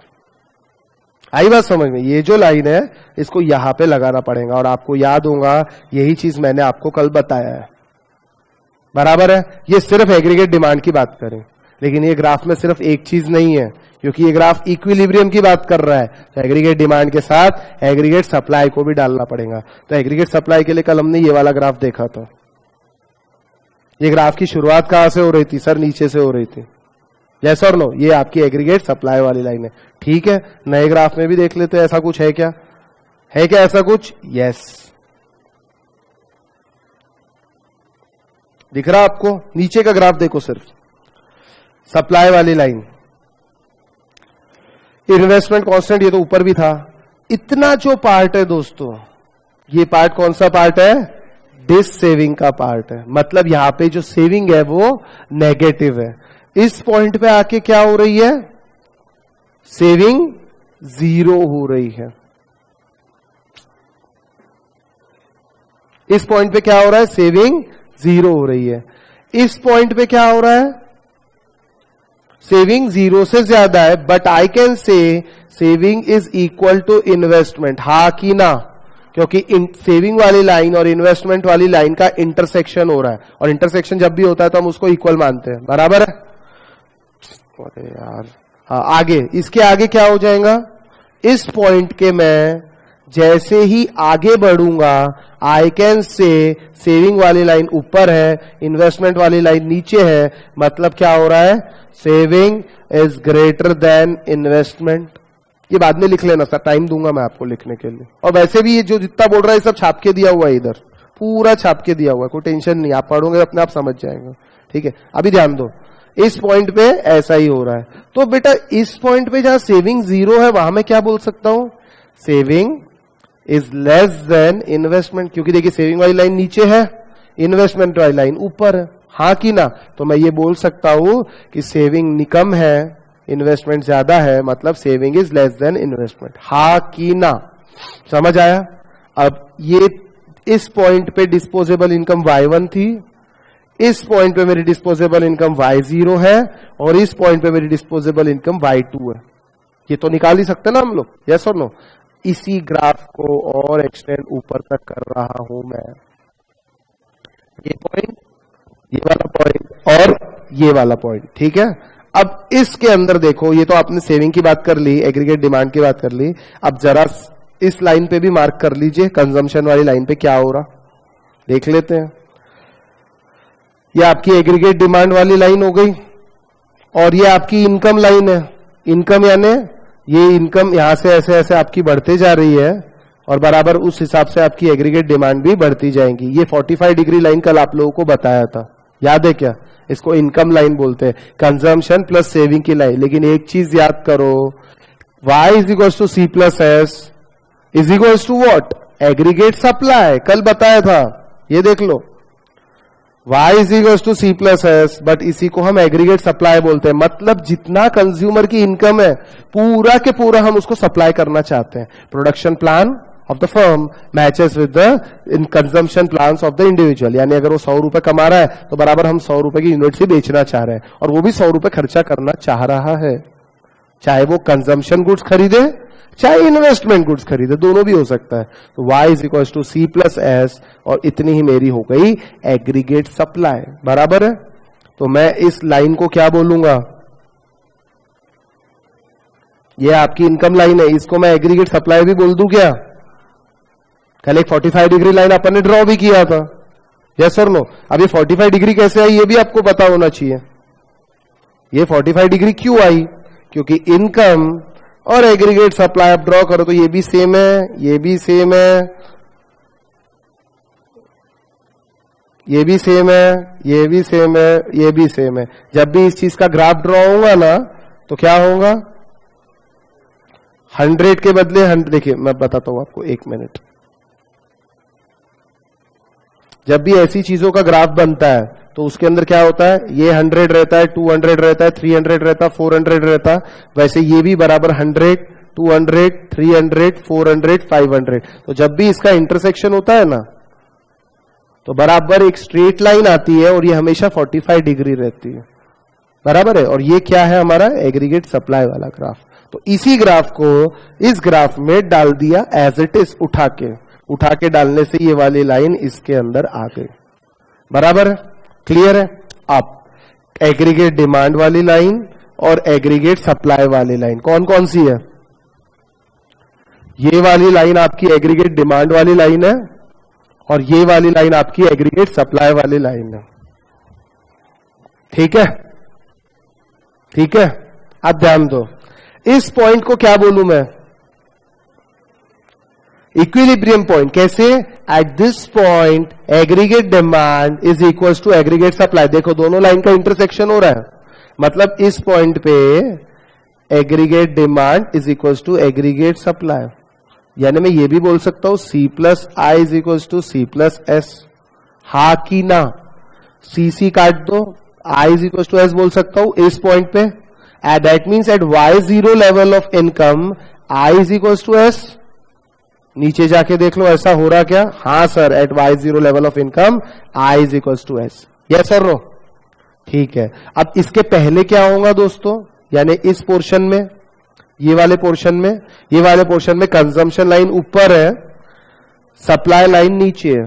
दिख रहा है? एग्रीगेट डिमांड वाली लाइन ऊपर है, एग्रीगेट सप्लाई वाली लाइन नीचे है। दैट मीन्स आई कैन से इतने पूरे के पूरे पोर्शन में aggregate demand is greater than aggregate supply. और मैं साथ में ये भी बोल सकता हूं फिर C plus I is greater than C plus S. That means I can also say I is greater than S. ऐसा ही है यहां पे कुछ, बराबर ये level y1 level of income पे नीचे जाके देखिए ये ही सीन क्रिएट हो रहा है। आगे की कहानी कैसी होंगी? Aggregate supply is greater than aggregate demand. कौन से पोर्शन में दोस्तों? ये वाले पोर्शन में, बराबर है। हाँ की ना? समझ आ रहा है कि नहीं आ रहा? इसके आगे क्या लिखूं फिर? कुछ नहीं लिखना है, उसमें क्या है? C plus S is greater than C plus I. C C काट दो, that means saving is greater than investment. है कि नहीं ऐसा? यस बिल्कुल है। ये देख लो y2 level of disposable income पे saving is greater than investment. यानी आप नीचे आओ, ये देख लीजिए, आपको यही दिखेगा इस लेवल ऑफ इनकम। समझ आया कि नहीं आया? हाँ, कुछ भी नहीं समझा? कोई बात नहीं। साइंस वालों? हाँ, कोई फिर से समझाएंगे। और किसी को कुछ भी नहीं समझा कि थोड़ा बहुत तो समझा ही होगा? थोड़ा बहुत समझा, फिर से पढ़ेंगे। इसके बाद भी नहीं समझे तो फिर से पूछना, ठीक है? ये मिटा देता हूं वापस और फिर से पढ़ते हैं। कल आए थे क्या बेटा आप? और कल आए थे ना? फिर ठीक है, कल आए थे। ये समझ में आया था आपको? एग्रीगेट डिमांड और एग्रीगेट सप्लाई का जो अपन ने किया था, ये सब कुछ ये समझ में आया था। एग्रीगेट डिमांड का अपन ने ये ग्राफ बनाया था और एग्रीगेट सप्लाई का अपन ने ये ग्राफ बनाया था। अब मैं पता है क्या कर रहा हूं? ये दोनों ग्राफ को मर्ज कर रहा हूं और कुछ भी नहीं कर रहा हूं, वो एंगल से सोचो। तो पहले हम एग्रीगेट डिमांड की बात कर लेते हैं, उसके बाद उसी ग्राफ में एग्रीगेट सप्लाई भी डाल देंगे, ठीक है? तो चलिए ग्राफ पे आते हैं वापस। एग्रीगेट डिमांड,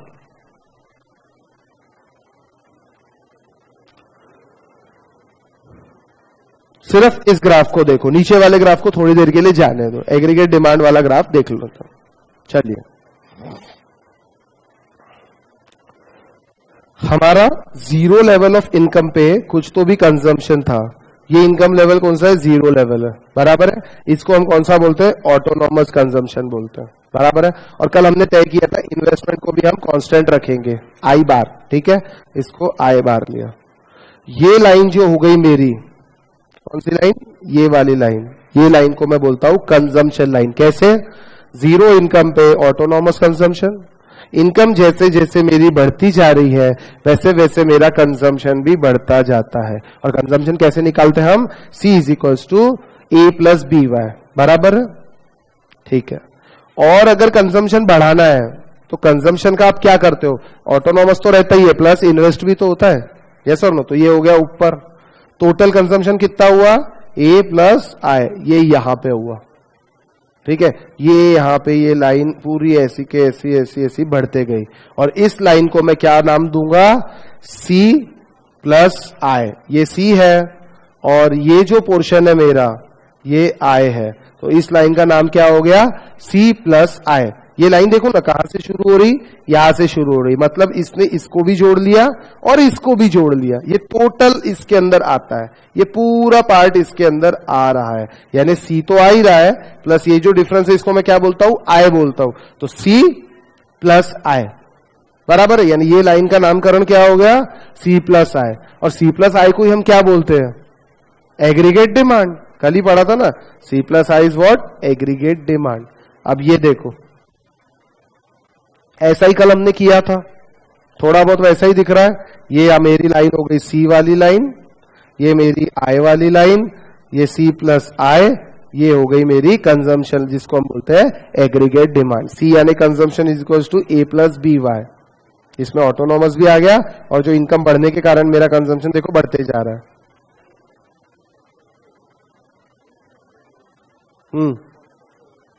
कोई भी हो सकता है।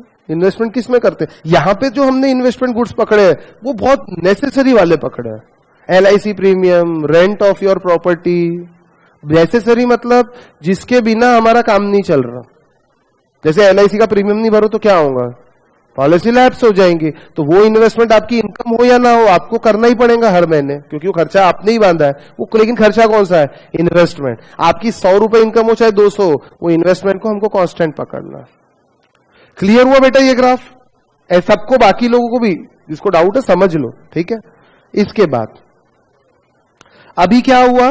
ये हमारा निकल के आ गया। मतलब अभी हमने ये ग्राफ के अंदर क्या क्या किया आपको बताता हूं। मैंने ये लाइन ड्रॉ किया, मैंने ये लाइन ड्रॉ किया, मैंने ये अभी नहीं किया है, ये अभी मैं नहीं कर रहा हूं, ठीक है। अब मैं थोड़ा सा और आगे आता हूं, नीचे देख लेते एक बार थोड़ा सा दूसरा ग्राफ। ये दूसरा ग्राफ के अंदर क्या हो रहा है? ये तो मेरा 0 है और ये मेरा इन्वेस्टमेंट जो 40 कल हमने पकड़ा था, बराबर, ठीक है। अब ये है मेरी सेविंग वाली लाइन। याद करो आपका सेविंग वाला ग्राफ जो हमने कल पढ़े थे। कहां से शुरू हो रहा सेविंग्स? सर यहां से, नीचे से शुरू हो रहा है, और नीचे से शुरू होकर एक बार 0 होता है, उसके बाद बढ़ते जाता है, बराबर है। अब यही सेविंग वाली लाइन इस ग्राफ के अंदर डाल दो। ये रही मेरी सेविंग वाली लाइन, वो ग्राफ से मैंने ये ग्राफ में डाल दिया, बराबर है। अब मुझे क्या करना है? ये दोनों ग्राफ को एक साथ एक नजर से देखना है। यानी ये ग्राफ में अब क्या आ गया?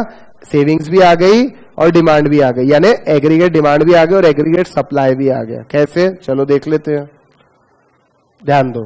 पहले सिर्फ इसकी बात कर लेता हूं। इस पोर्शन को क्या बोलेंगे? यहां पे सेविंग नेगेटिव है, मैं इसको डिस सेविंग बोलता हूं। इस पॉइंट पे क्या है? सेविंग, सेविंग इज 0, बराबर है। देखो ना, ये सेविंग वाली लाइन जो है मेरी, ये यहां एक्स एक्सिस को टच कर रही, ये एक्सिस एक्स एक्सिस है, बराबर है। एक्स एक्सिस को अभी टच कर रही है, मतलब 0 है, हाँ कि ना। इसके आगे गए तो क्या हो रहा है? सेविंग बढ़ रही है। लेकिन इन्वेस्टमेंट कितना है दोस्तों? ये देखो, ये लाइन मेरी पूरी इन्वेस्टमेंट लाइन है। इतने पूरे पोर्शन में, इतने पूरे पोर्शन में यहां तक अगर मैं बात करूं इतने पूरे जगह की, तो मैं ये बोल सकता हूं saving is less than investment, हा कि ना। देख लो, सेविंग लाइन पूरी यहां तक नीचे है, इन्वेस्टमेंट लाइन ऊपर चल रही है, मतलब इन्वेस्टमेंट ज्यादा है, सेविंग कम है। लेकिन इस पॉइंट पे क्या हो रहा है? इस पॉइंट पे सेविंग लाइन और इन्वेस्टमेंट लाइन दोनों का इंटरसेक्शन हो रहा है, मतलब मैं ये बोल सकता हूं saving is equal to investment, हा कि ना। और इसके आगे क्या हो रहा है? सेविंग लाइन मेरी ऊपर चली गई, इन्वेस्टमेंट लाइन जहां के वहां है। मतलब एक समय में होता क्या है, जैसे अब ये हो क्यों रहा है, ये इनकम बढ़ती जा रही है। देख लो अपन ये ग्राफ को राइट साइड ले जा रहे हैं और राइट साइड हो क्या रहा है, एक्स एक्सिस पे क्या हो रहा है, इनकम बढ़ती जा रही है ना। y से y0 हुई, y2 हुई, ये राइट साइड में जैसे जैसे जाएंगी ये बढ़ती जा रही है। और जैसे जैसे इनकम बढ़ती है आपकी सेविंग भी आप बढ़ाते हो, बराबर है। अब यहां पे क्या होगा, इस पॉइंट की अगर मैं बात करूं तो, मतलब इसके बाद की अगर मैं बात करूं पूरे इधर की, तो क्या हो रहा है मेरा, saving is greater than investment, हा कि ना। सेविंग इज ग्रेटर, देख लो ना, सेविंग लाइन ऊपर है, इन्वेस्टमेंट लाइन नीचे है। सेविंग तो अभी भी, इन्वेस्टमेंट तो अभी भी 40 पे ही अटका पड़ा है, लेकिन सेविंग मेरी बढ़ते जा रही है, हा कि ना। ये कहां से आया सर, ये हमने कल पढ़ा था, ये देखो। और ये डेटा कहां से आया, ये बाजू में दिया है, इसी को हमने प्लॉट किया था, है कि नहीं। सेविंग बढ़ते जा रही कि नहीं बढ़ते जा रही, 40 थी, उसके बाद 20 हुई, 20 नहीं हुई है, नेगेटिव 40 थी, नेगेटिव 20 हुई, मतलब बढ़ी कि नहीं बढ़ी 20 से, हाँ। नेगेटिव 20 थी, अब 0 हो गई, यानी बढ़ी कि नहीं बढ़ी, बढ़ी है। 0 थी फिर 20 हो गई, बढ़ी कि नहीं बढ़ी, बढ़ी है। 20 थी फिर 40 हो गई, बढ़ी कि नहीं बढ़ी, बढ़ी है, ठीक है। लेकिन हमारा जो इन्वेस्टमेंट था ये उतना के उतना हमने कांस्टेंट रखा है, चाहे कितनी भी इनकम बढ़ जाए, इन्वेस्टमेंट को कांस्टेंट रखा, बराबर है। चलिए वापस आ जाते हैं इसके ऊपर। आप एग्रीगेट सप्लाई वाली लाइन की बात करेंगे। आपको मालूम है कि ये लाइन जो है, ये जो यहां जा रही है C+S वाली लाइन, इसको हम एग्रीगेट सप्लाई भी बोलते, कल आप लोगों को बताया था। एग्रीगेट सप्लाई इज इनकम और income is equal to C+S। अब सर ये कैसे आया, देखो नीचे, या नीचे देखना, ये इनकम है, ये पूरा इनकम दिया हुआ है, और कल हमने एग्रीगेट सप्लाई निकाला था। क्या आपको हर जगह income is equal to aggregate supply दिख रहा है कि नहीं दिख रहा। ये 0 है तो ये भी 0 है, 100 है तो 100 है, 200 है तो 200 है, 300 है तो 300 है, 400 है तो 400 है, हाँ कि ना। मतलब मैं ये बोल सकता हूं aggregate supply is equal to income. देख लो ये इनकम, ये एग्रीगेट सप्लाई, दोनों इक्वल है कि नहीं है। अब ये दोनों इक्वल है तो इनकम का और दूसरा मतलब क्या है, C+S। अब अगर मुझे इनकम और इसका एग्रीगेट सप्लाई का ग्राफ प्लॉट करना है तो मैं कैसे करूंगा। ये ग्राफ है इनकम का और एग्रीगेट सप्लाई का। यहां मैंने इनकम लिखा है दोस्तों 100, 200, 300, 400, और यहां पे मैं लिखता हूं मेरा एग्रीगेट सप्लाई कितना है, वो भी 100, 200, 300 और 400। इतना है कि नहीं है, बराबर इंटरसेक्शन कर लो, हाँ कि ना। इसका इसका इंटरसेक्शन यहां होगा, इसका इसका यहां होगा, इसका इसका यहां होगा, और इसका यहां पे होगा। क्लियर है। तो एक हमको स्ट्रेट लाइन मिलती है जिसको हम 45 डिग्री लाइन बोलते हैं, इसको हम 45 डिग्री लाइन बोलते हैं, ठीक है। अब इस लाइन को उस ग्राफ में भी डाल दो, ये डाल दिया, ये है मेरी 45 डिग्री लाइन, बराबर है।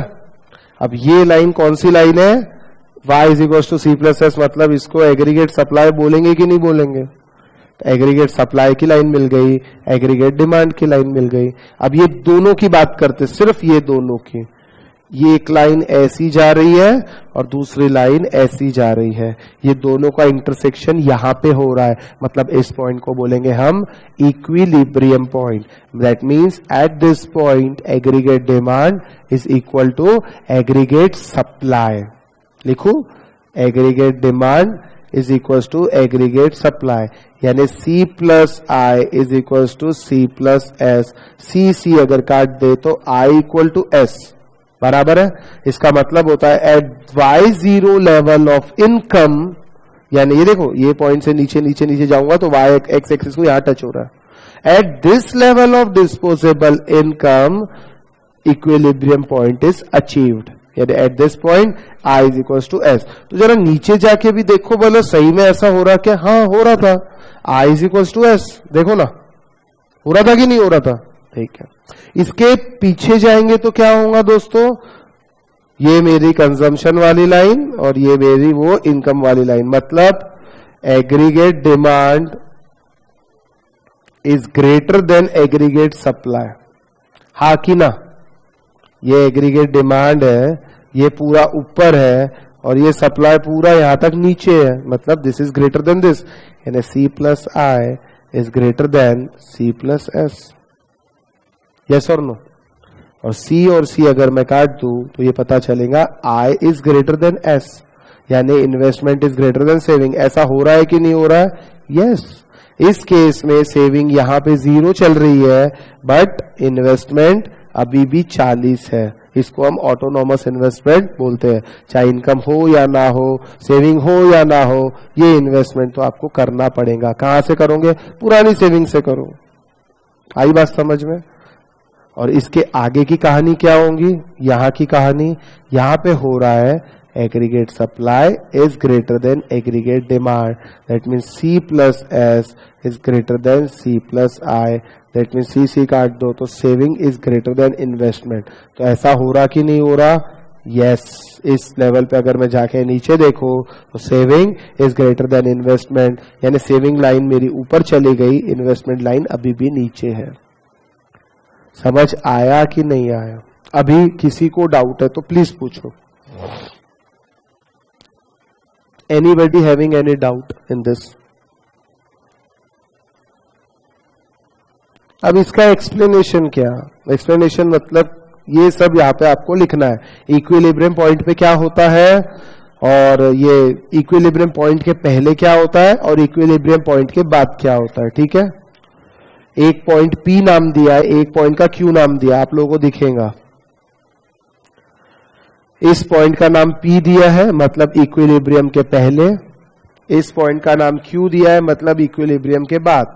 और इक्विलिब्रियम 3 पॉइंट का एक्सप्लेनेशन देना है।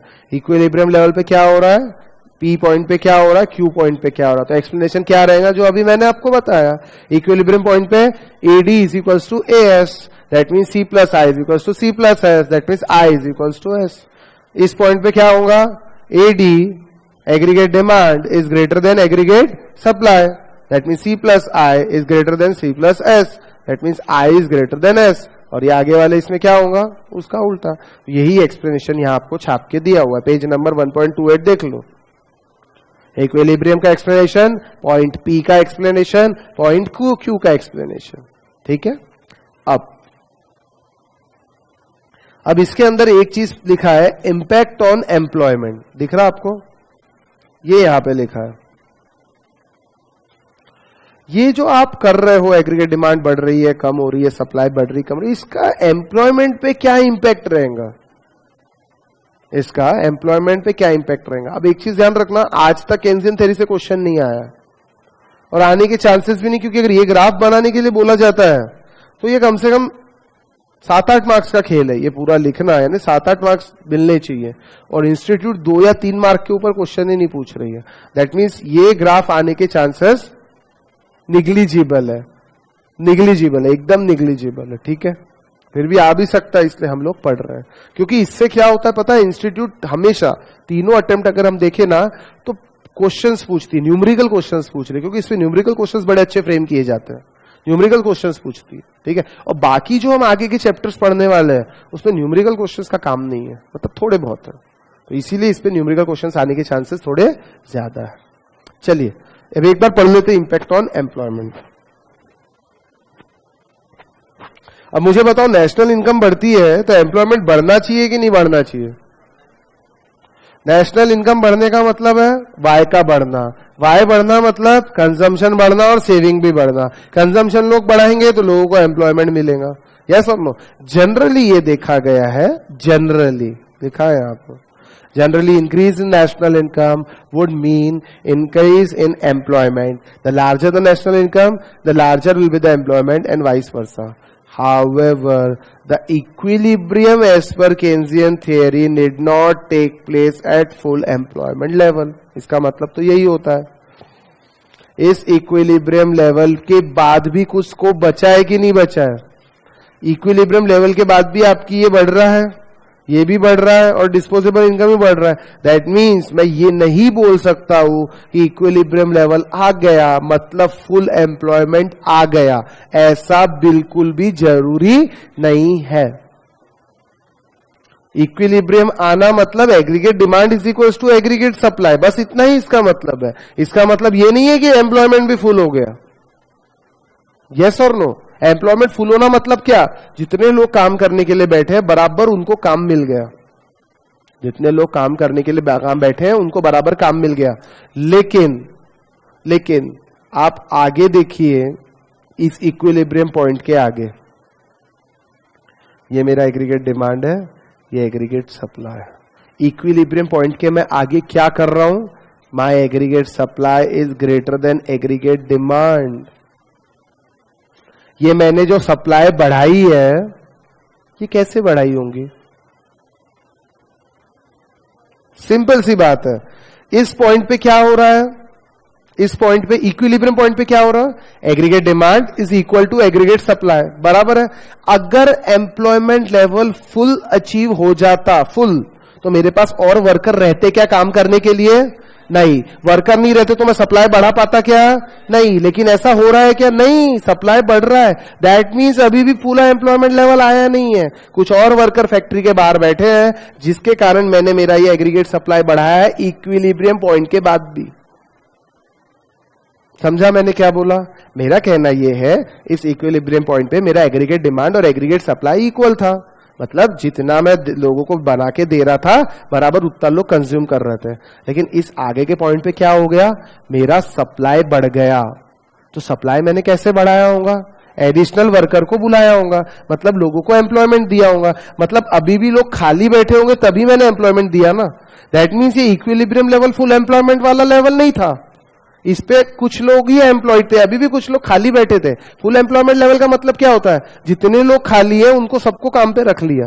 लेकिन मैं तो यहां और लोगों को काम पे रख रहा हूं, तो नए लोग एक दिन में पैदा हो जाते क्या? नहीं। इसका मतलब अभी भी कुछ लोग बाहर खाली बैठे थे। आई बात समझ में? यानी मैं ये बोल सकता हूं, एज पर Keynesian theory, equilibrium level is not the full employment level. पहले का लेवल तो पक्का अंडर एम्प्लॉयमेंट है, तो समझ में आ ही रहा है। लेकिन ये लेवल भी पूरा एम्प्लॉयमेंट अचीव नहीं हुआ, क्योंकि केन्जियन ही तो आगे जा रहा है, उसी ने बोला ना। ठीक है, कोई बात नहीं, जाने दो। आगे क्या बोलता है वो भी देख लेते हैं। इन अबाउ ग्राफ, हाँ ये ग्राफ के बारे में लिखा हुआ है। इंक्रीज इन प्रोडक्शन, ये जो मैंने आपको बोला, प्रोडक्शन कैसे बढ़ेगा? हायरिंग फैक्टर्स ऑफ प्रोडक्शन, यानी लेबर को और आपको हायर करना पड़ेगा। At income level Y2, reduction will happen by keeping some resources idle, thereby leading to observation that equilibrium level YQ need not be the level of full employment। अब इधर देखो, इधर देखो, इस केस में यहां पे आने के बाद एग्रीगेट सप्लाई ज्यादा है और डिमांड कम है। अब प्रोड्यूसर क्या करेगा? आप प्रोड्यूसर हो, सप्लाई आप बहुत ज्यादा कर रहे हो और उतनी डिमांड ही नहीं हो रही। अब आप क्या करोगे? सप्लाई कम करोगे, यानी वापस पीछे आने की कोशिश करोगे। अब बेटा सप्लाई कम करोगे तो कुछ रिसोर्सेस को आइडल रखना पड़ेगा। लेबर को क्या बोलना पड़ेगा? कल से मत आना भैया, हाँ कि ना? लेबर कम करना पड़ेगा। लेबर को निकालोगे मतलब अनएम्प्लॉयमेंट हुआ कि नहीं हुआ? दैट मीन्स ये लेवल अभी पूरा एम्प्लॉयमेंट आया ही नहीं इक्विलिब्रियम लेवल पे, क्योंकि इक्विलिब्रियम लेवल पे अगर हम आगे गए थे तो हमने कुछ लोगों को काम से निकाला भी है यहाँ पे आने के लिए, और आगे गए हैं तो कुछ लोगों को काम पे रखा भी है। इसका मतलब खाली लोग बैठे भी थे और जो काम पे थे उनको निकाला भी है। तो दोनों केस में आपका अनएम्प्लॉयमेंट लेवल अभी भी मेंटेन्ड है। दैट मीन्स इक्विलिब्रियम आना मतलब एम्प्लॉयमेंट प्रॉब्लम सॉल्व हो गया, ऐसा जरूरी नहीं है। क्लियर हुआ क्या ये फंडा? हाँ कि ना? सिंपल है एक तो। चलो वही यहां पे जितना मैंने बड़बड़ किया वो सब लिख के दिया हुआ है, ठीक है। चलिए अब कुछ क्वेश्चंस कर लेते हैं। नहीं 15 मिनट बाकी है, कैसी बात कर रहे हो? क्या सर? अरे संडे, वाह वाह, तो बोलना था ना क्लास नहीं रखते ना। अभी क्या टाइम है? अभी तो क्लास हो गई। नहीं, ये क्वेश्चन करने को ज्यादा से ज्यादा 5 मिनट लगेंगे, तीनों क्वेश्चन करने में। ले लो ना प्लीज, एक टॉपिक कंप्लीट हो जाता, कल बढ़िया नया फ्रेश टॉपिक स्टार्ट करेंगे। अभी बिल्कुल लोहा गर्म है, हथौड़ा मार दो। कल काय की छुट्टी? कल संडे थोड़ी, आज संडे है ना। कल ऐसा नहीं होता। चलो संडे की छुट्टी आपको कहीं ना कहीं आगे दूंगा, पक्का। चलो पक्का, डन, कंपेंसेट कर देंगे हम संडे को, ठीक है। चलिए अब एक काम करते हैं बेटा, थोड़ा सा देख लेते क्या प्लीज, थोड़ा सा, ज्यादा नहीं, थोड़ा सा। पेज नंबर कौन सा है बताओ?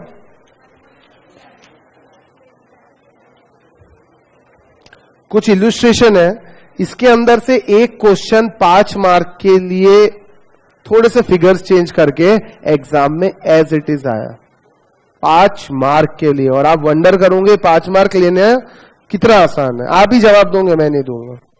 चलिए पहला 4th क्वेश्चन पढ़ लेते हैं हम। क्या लिखा है?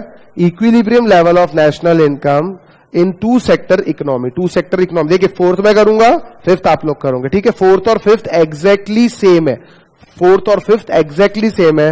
या ऐसा बोलूं 5th होमवर्क तो भी चलेगा, ठीक है। एक होमवर्क तो बनता है, सब लोग देते, मैं भी दूंगा, ठीक है।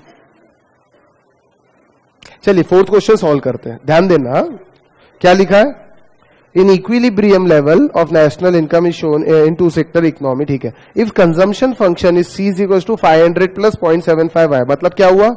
C is equal to 500 plus 0.75y, मतलब C is equal to A plus BY, यानी B मुझे मिल गया और A मुझे मिल गया, बराबर है।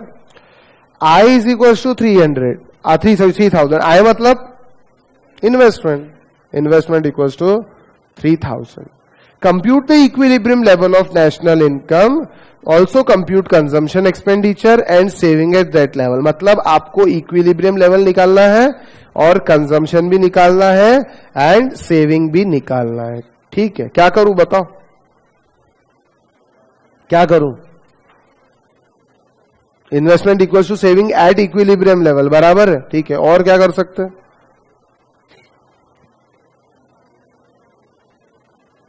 बस इतना ही।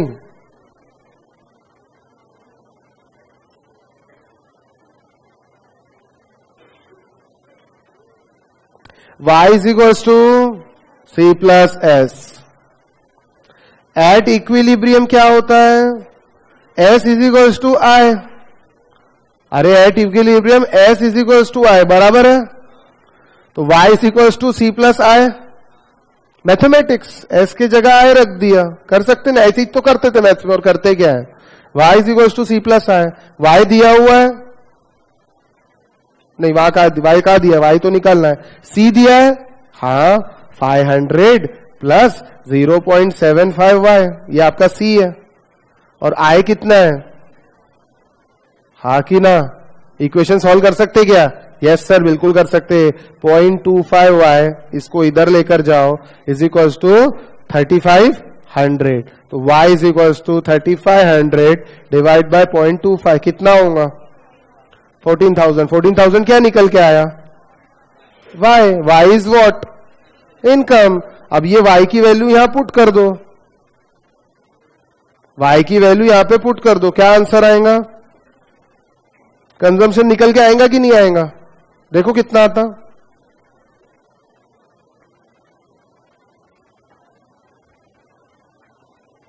y की वैल्यू यहां पे पुट करता हूं, C is equals to 500 plus 0.75 into 14,000, कितना होता बच्चों?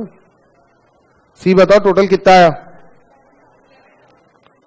ये 10,500 होगा और ये 500 होगा, तो ये हो जाएगा आपका 11,000। C आगे 11,000। आपको C दिया है, आपको I दिया हुआ है,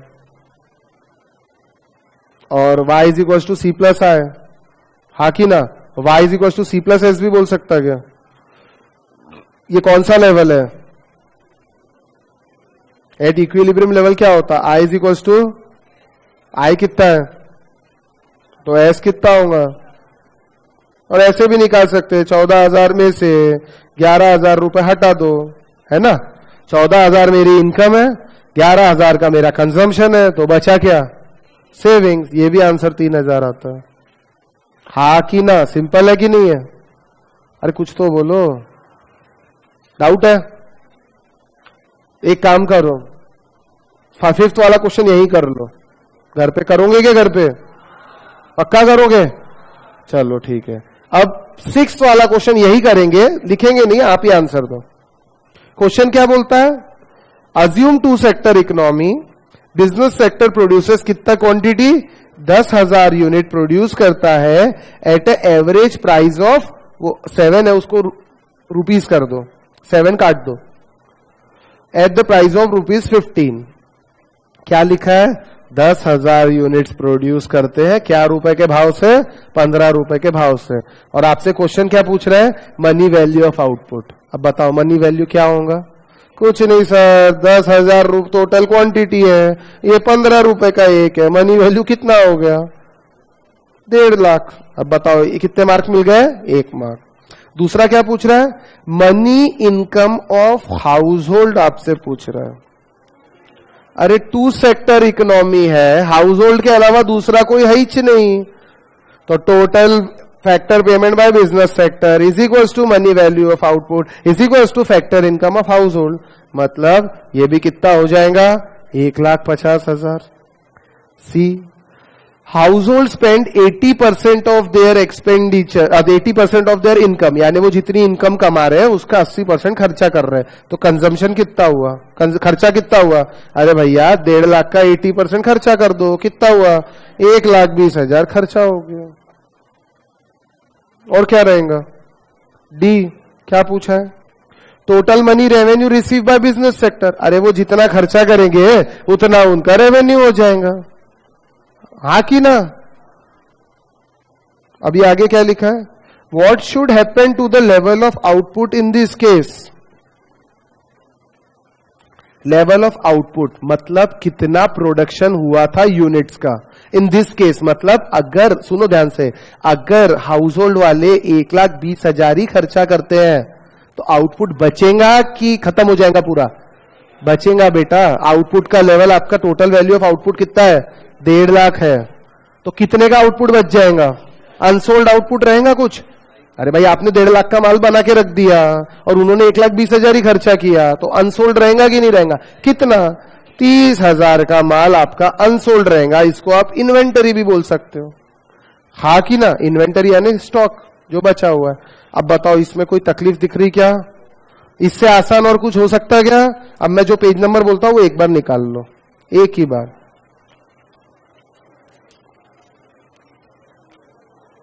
पेज नंबर 4.68 लास्ट में। मैंने ये क्वेश्चन जब पहली बार नोट्स बनाए थे, आज से 1.5 साल पहले, जब पहले बैच ली थी, 2 साल पहले, तभी मैंने ये क्वेश्चन इस नोट्स में डाल दिया था। चाहे आपकी कोई भी बच्चा रहे उसके पुरानी बुक उठा के देख लेना। और नवंबर 2018 का पेपर दिख रहा है आपको 4.68 पे? नहीं है दिख रहा? अरे ऐसा मत बोलो, नहीं है?